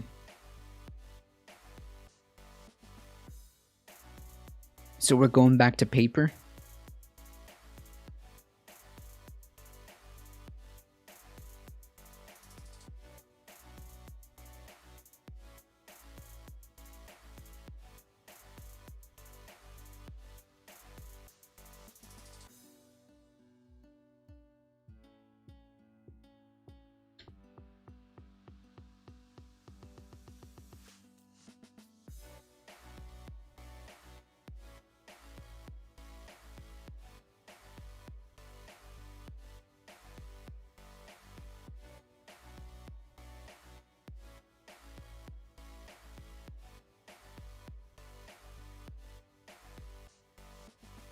What? Why would they name a company after... Why would they name a company basically foolish? That's basically what Divi means. It's like saying idiot. Or dumb. Why would they name a company unless they're just like, at that point, just making fun of the absurdity of it all? They just want to go back to making legislation not public, using the hack as an excuse, in my opinion. Maybe, but I also know that the hack that happened was very serious.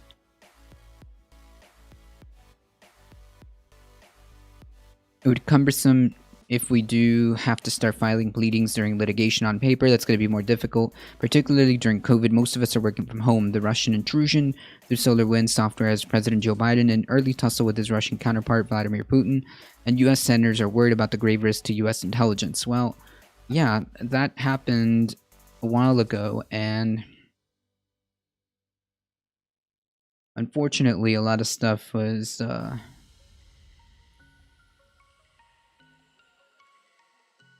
was intruded on. Oh, I think it was a reference to the phase Divvy Up. These state-sponsored trolls and hackers will only get worse if we don't... Yeah, but like, wait. So what is exactly the... what would be the point of, like, doing another hack against Russia? I think we have to show...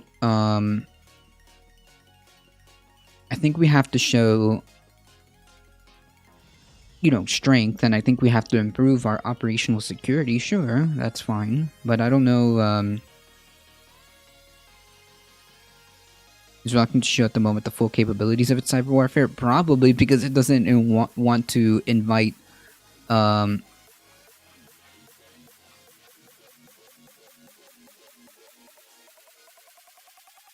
it doesn't want to invite anything else.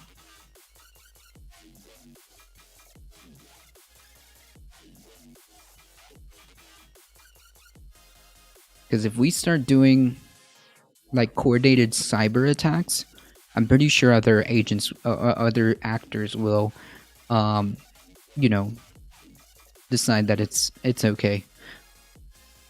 It's opening Pandora's box, I think.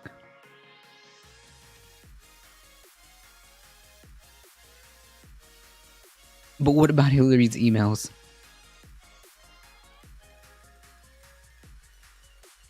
Yeah, it is a sticky situation.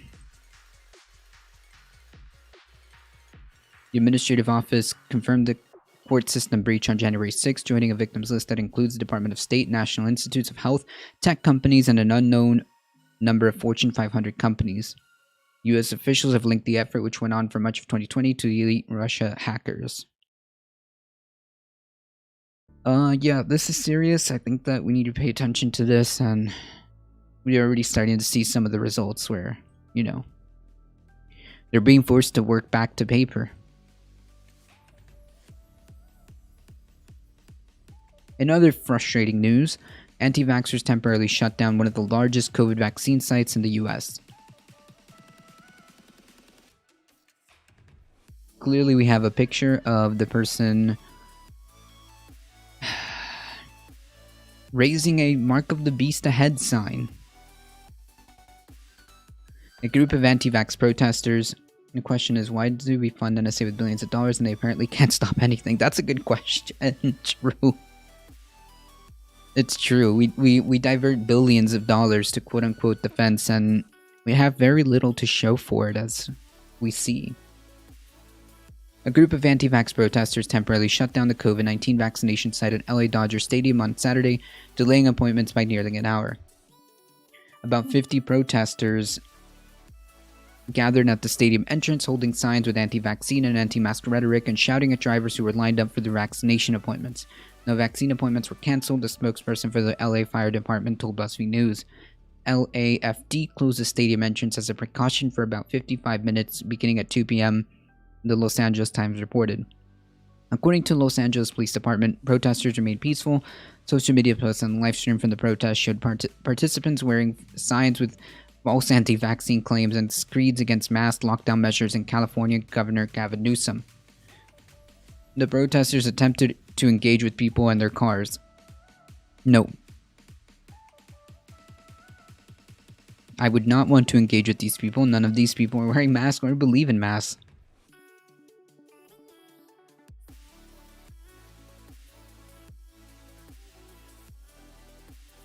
Newsom tweeted on Saturday that the state will not be deterred or threatened by protesters in providing COVID-19 vaccines.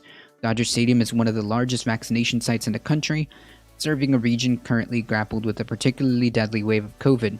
As of Saturday, there's 5,669 people hospitalized with the coronavirus in LA County, with more than 1.1 million cases and 16,647 deaths recorded in the county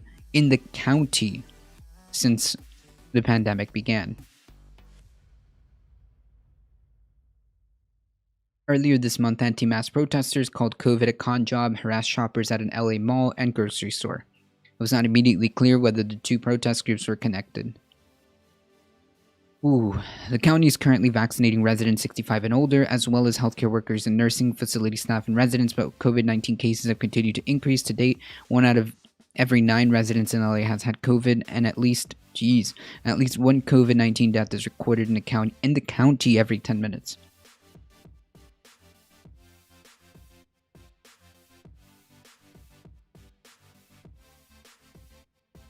The Los Angeles County has also suspended environmental limits on cremation due to backlog of bodies at the hospitals, funeral homes, and crematoriums as a result of COVID-19.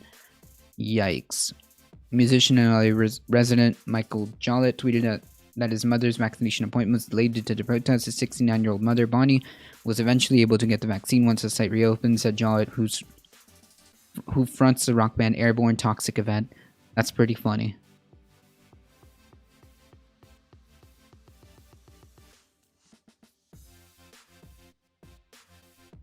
This is extremely frustrating. I mean, what exactly do these people hope to gain by blocking? I mean, not even successfully, just causing a pain to people who are trying to just get this over with. That's right, you must give the NSA more money.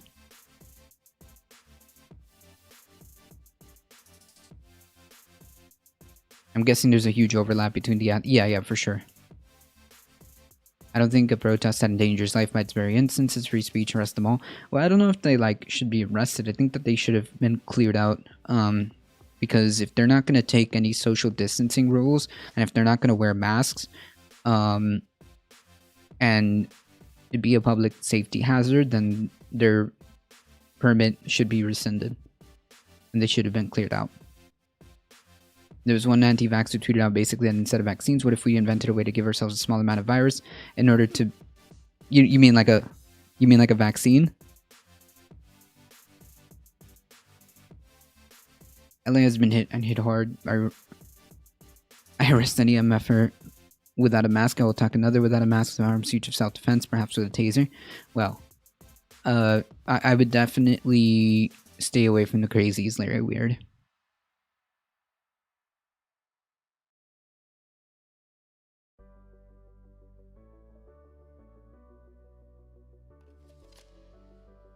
Are we sure that the Biden crime family wasn't somehow responsible for it? The Biden crime family is always responsible. I know you're in the US, but did you see the video of the people turning up at a hospital in England trying to get a guy to leave the ICU where he was on a ventilator because they were basically denying that he would die and shouting at the doctors that didn't treat him with vitamin C? Yeah, but the intent... yeah, vitamin C and zinc, you'll be right as rain. The intent of the protest was to block people from getting vaccine. How is that legal? The Constitution is not a suicide pact. Yeah, I don't know how that would be, like, legality-wise. I would just say that if you're gonna be a problem to public health hazards, then your permit to protest should be invalidated at that point. If you're gonna be a public health hazard, then at that point, you should be rescinded. Your protest permit should be rescinded. Any Trumper that criticizes the current administration to say they have Biden derangement syndrome.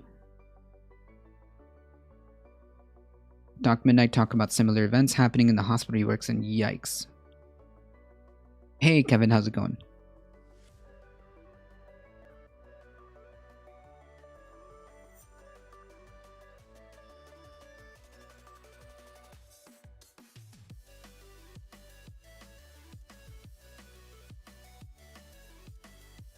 Yeah, I'm not trying to engage with an insurrectionist in good faith. If you pile on the Biden admin with them, it only helps them drag Biden to the right, not left. Fathers, if I come out of Bitang, but the insane things brings that out of me. Yeah, like people think like it's a bit. Oh, yeah, we'll play it. We got cute animal video, and then we'll play that one. Yes, shout out to Doc Midnight. Which, by the way, we had an amazing panel on Saturday.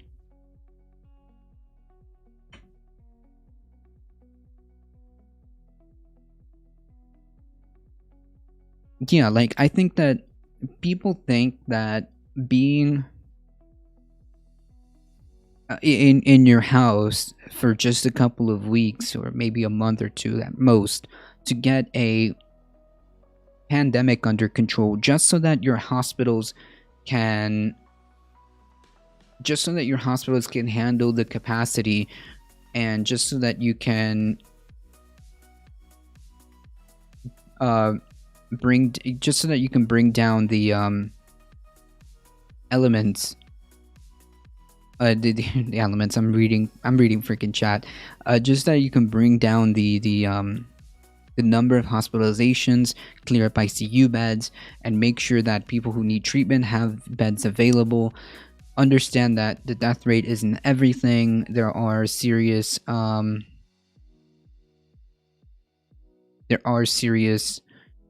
permanent repercussions that you can have as a result of COVID, not just death. I mean, I know it can feel authoritarian that the government would step in and say everybody needs to stay home, but if nobody's listening, if not enough people are listening to the healthcare professionals, then it gets to the point where if you're gonna behave like children, then you shall be treated like children. I mean, if everyone was a responsible, caring, empathetic human being and understands that they can play their part by doing simple things, washing your hands, wearing a mask, trying to stay home if you don't have to leave, social distancing, all this other stuff. If everybody did their part and was willing to contribute, that'd be one thing, but we have too much of the population not exactly even attempting to listen to the healthcare professionals. So it becomes, as James Tandy says, necessary, because if you act like a child, then you will need to be treated like a child. I mean, do you want that? You can't complain about these authoritarian, fascist lockdowns if you didn't do your part. If you didn't do your part by trying to stay home, by trying to listen to the authorities, using masks, using social distancing and stuff like that. And it is also a failure to a degree as well with the government as well, attempting to put the economy above people. That's also a problem. But definitely you can't complain when we're trying to seriously stomp this curb to give us a chance while we roll out the vaccine.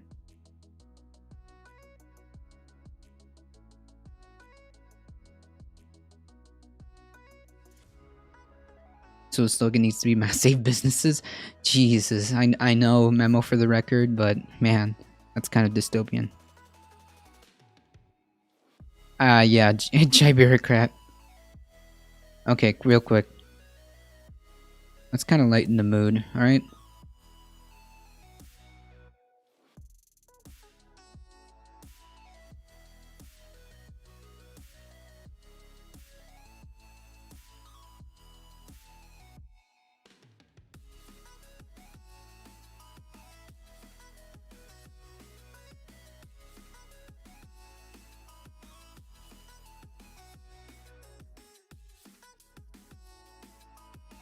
Give that number now. As I mentioned, we are not prepared to give that number now. The election.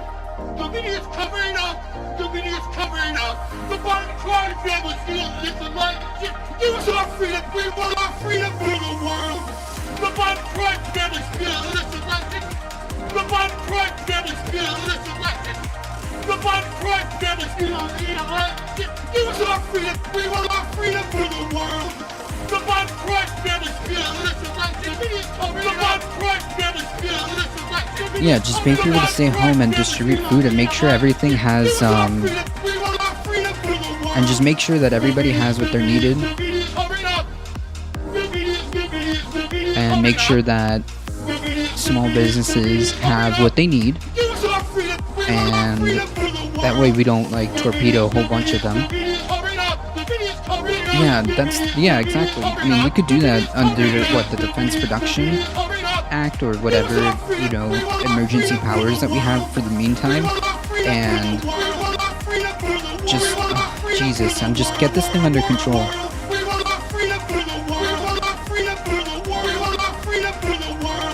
And drink the communism Kool-Aid. I mean, what else choice do we have? People aren't listening.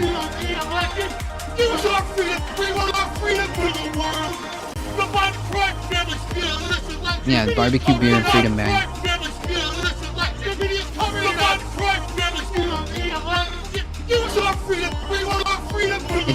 It's even annoying in Songfield.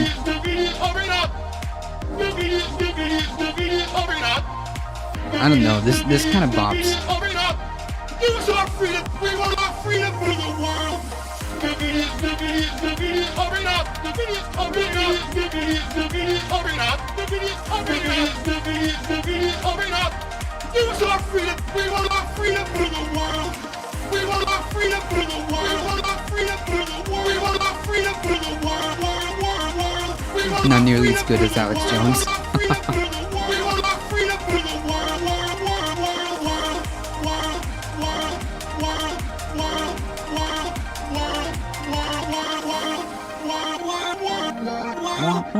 Womp womp womp womp womp. I think it's funny.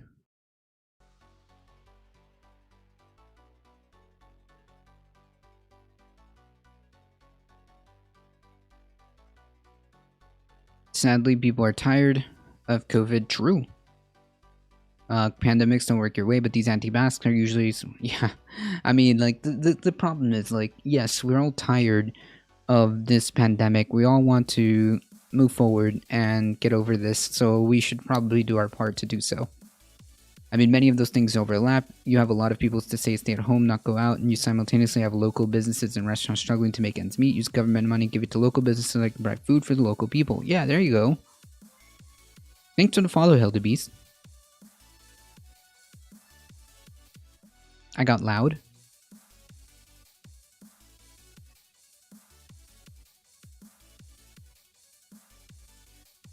Whoa. Is that okay? I'm not tired of this pandemic. This pandemic to me is an excuse to live the life I have. Hey Ben, how's it going? To live the life I had always lived.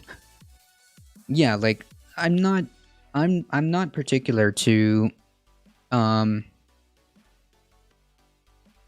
this hasn't caused any major changes for me other than, well, I don't go out as much. I mean, okay. I'm an indoors person anyways. I don't go out as much, but... Oh, the music! Oh, my bad.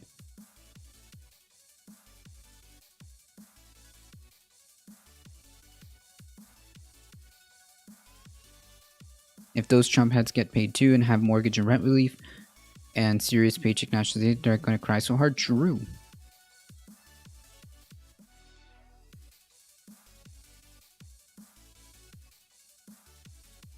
True. Alright.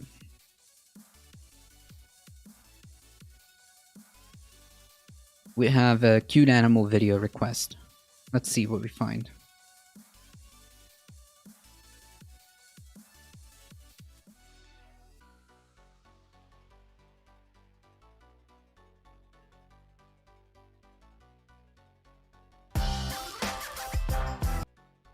It should be the last Bernie Mittens on a meme lighter note. Oh, send it to me in DMs, Hambless.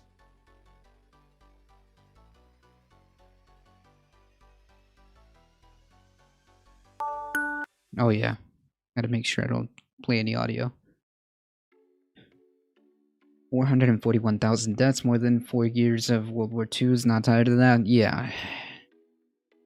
Oh.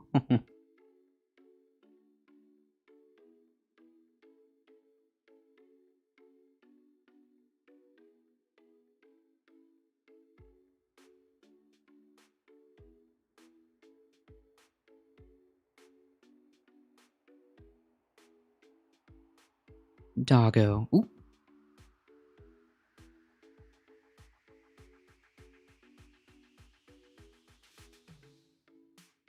What?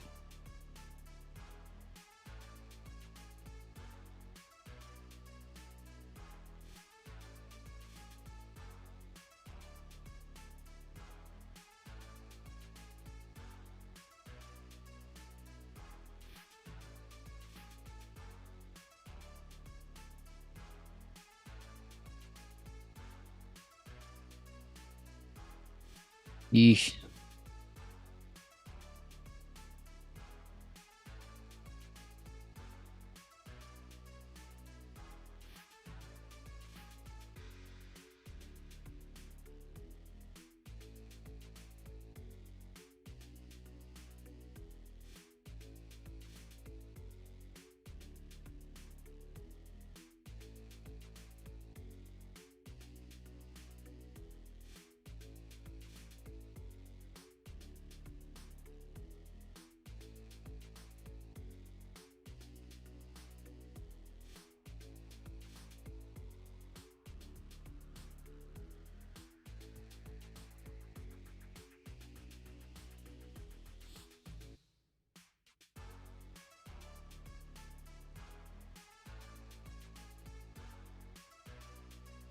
What a mean cat.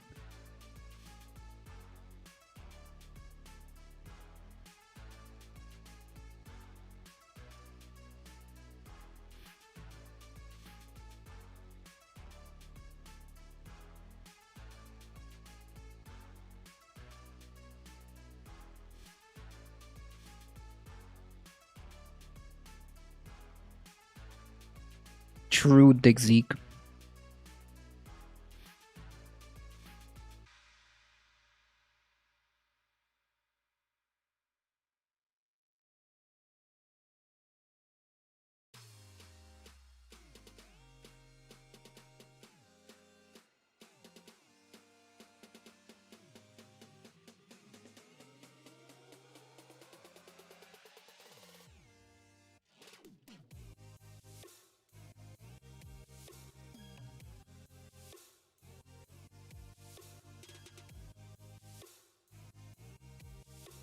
No mood for cuteness in wartime, dude.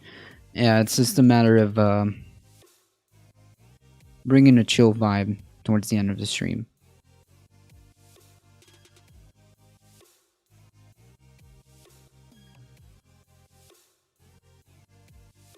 Thousands of people protest the restrictions in Europe, and Europe and Europe's timing for vaccine. True.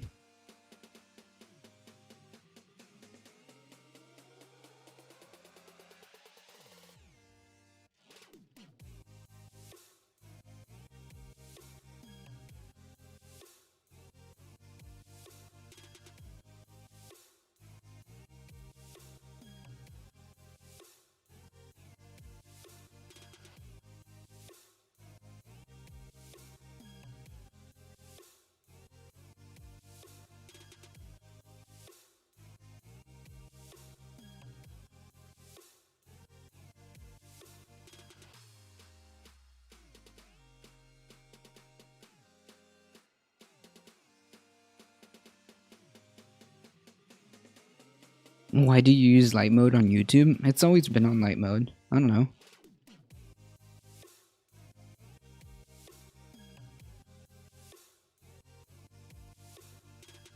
Yeah, the military-industrial complex. Ooh, jeez.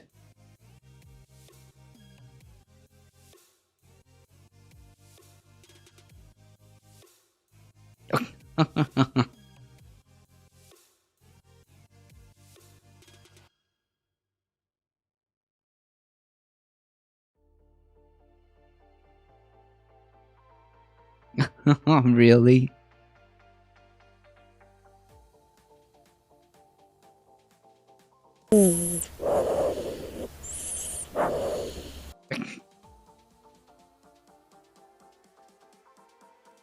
That's funny.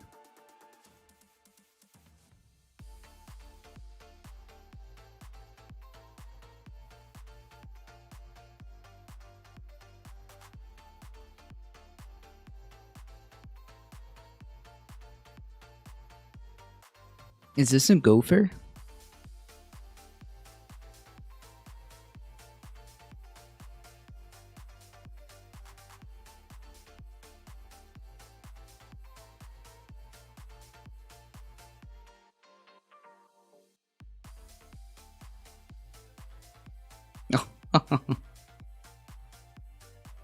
Alpaca?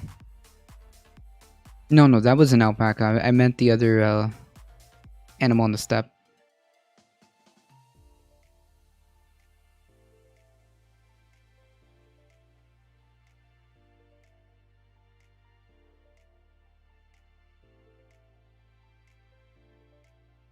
All right. I think this was a good... Oh! Trash panda. Look like a beaver? I think this is... Oh! Why would you do that, kitty? Alright, this is a good place to have... to stop here for about 6 minutes of cute animal videos. I think that's good. General John Murray, head of Army Future Command, told a webinar audience at the Center for Strategic and International Studies that humans may not be able to fight swarms of enemy drones and that the rules of governing human control over artificial intelligence might need to be relaxed. When you're defending against a drone swarm, a human may be required to make that first decision, but I'm not sure sir any human can keep up. How much human involvement do you actually need when you're making non-lethal decisions from a human standpoint? This indicates a new interpretation of the Pentagon's rules of use of autonomous weapons. They require meaningful human control. These require meaningful human control over any lethal system, though that may be in supervisory role rather than direct control. The term human on the loop rather than human in the loop. Murray said that Pentagon leaders need to lead a discussion on how much human control of AI is needed to be safe but still effective, especially in the context of countering new threats, such as drone swarms. Such swarms are likely to synchronize their attacks so that the assault comes in all directions at once with the aim of overwhelming air defenses. Military swarms of a few hundred drones have already been demonstrated. In future, we are likely to see swarms of thousands or more. One U.S. Navy project envisages having to counter up to 1 million drones at once.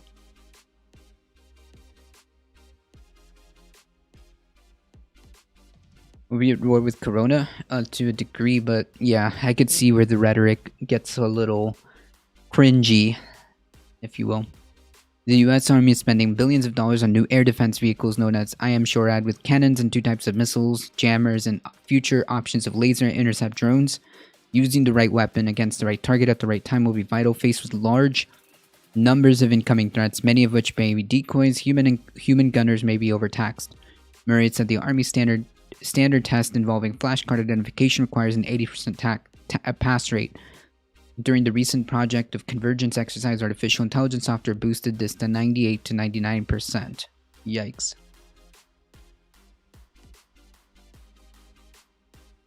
The robots are coming, folks. If you have to transmit an image on the target but let the human look at it and wait for the human to hit the fire button, that is an eternity at machine speed, said one scientist speaking on the condition of anonymity. If we slow AI to human speed, we're going to lose. AI is in the ascendant. The 5-0 victory over human pilot in a virtual dogfight last August is still being debated, but there's no doubt that machines have faster reflexes and ability to keep track of several things at once and are not troubled by the fatigue or fear that can lead to poor decisions in combat. There are 2 responses to this. One is to try and control AI and keep it away from the battlefield, given that the machines lack human ethical sense. Yeah.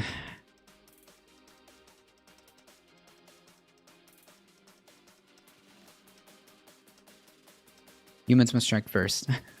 Lest be overrun by robots. Yeah, I don't know how I feel about this. Because, like, on one hand, it is, interesting, but on the other, this could be potentially very bad and cause ethical questions, to say the least. But what if we don't, then somebody else will? And it's like, I don't know. Why do we make these things? Right, if AI control weapons can defeat those operated by humans, then whoever has the AI will win. Failure to deploy them means accepting defeat.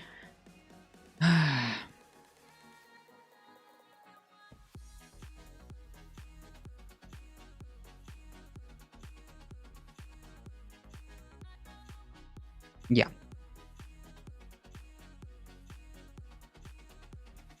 Anyways, folks, moral of this story is wash your hands, wear a mask, social distance, all that stuff. It is 11:25, folks, so I do have to get going to work. I want to thank everybody for hanging out here today. You guys are what makes this channel go. I appreciate all of you guys. I appreciate everything you guys do. If you enjoyed the channel, make sure you smack that follow button. And if you go on to our YouTube channel, make sure you hit that sub button. It really does help us out. I appreciate all of you guys being here. Thank you. And as always, I'll be back tomorrow when I face 4,000 drones. As always, please guys, stay safe. Take care of each other. I love you all, and I hope to see you guys in the next stream. See ya! Where are we going? Good question.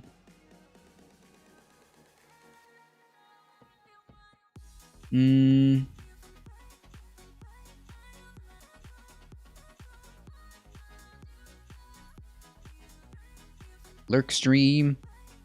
Thank you, Memmius. Thank you all of you guys for hanging out.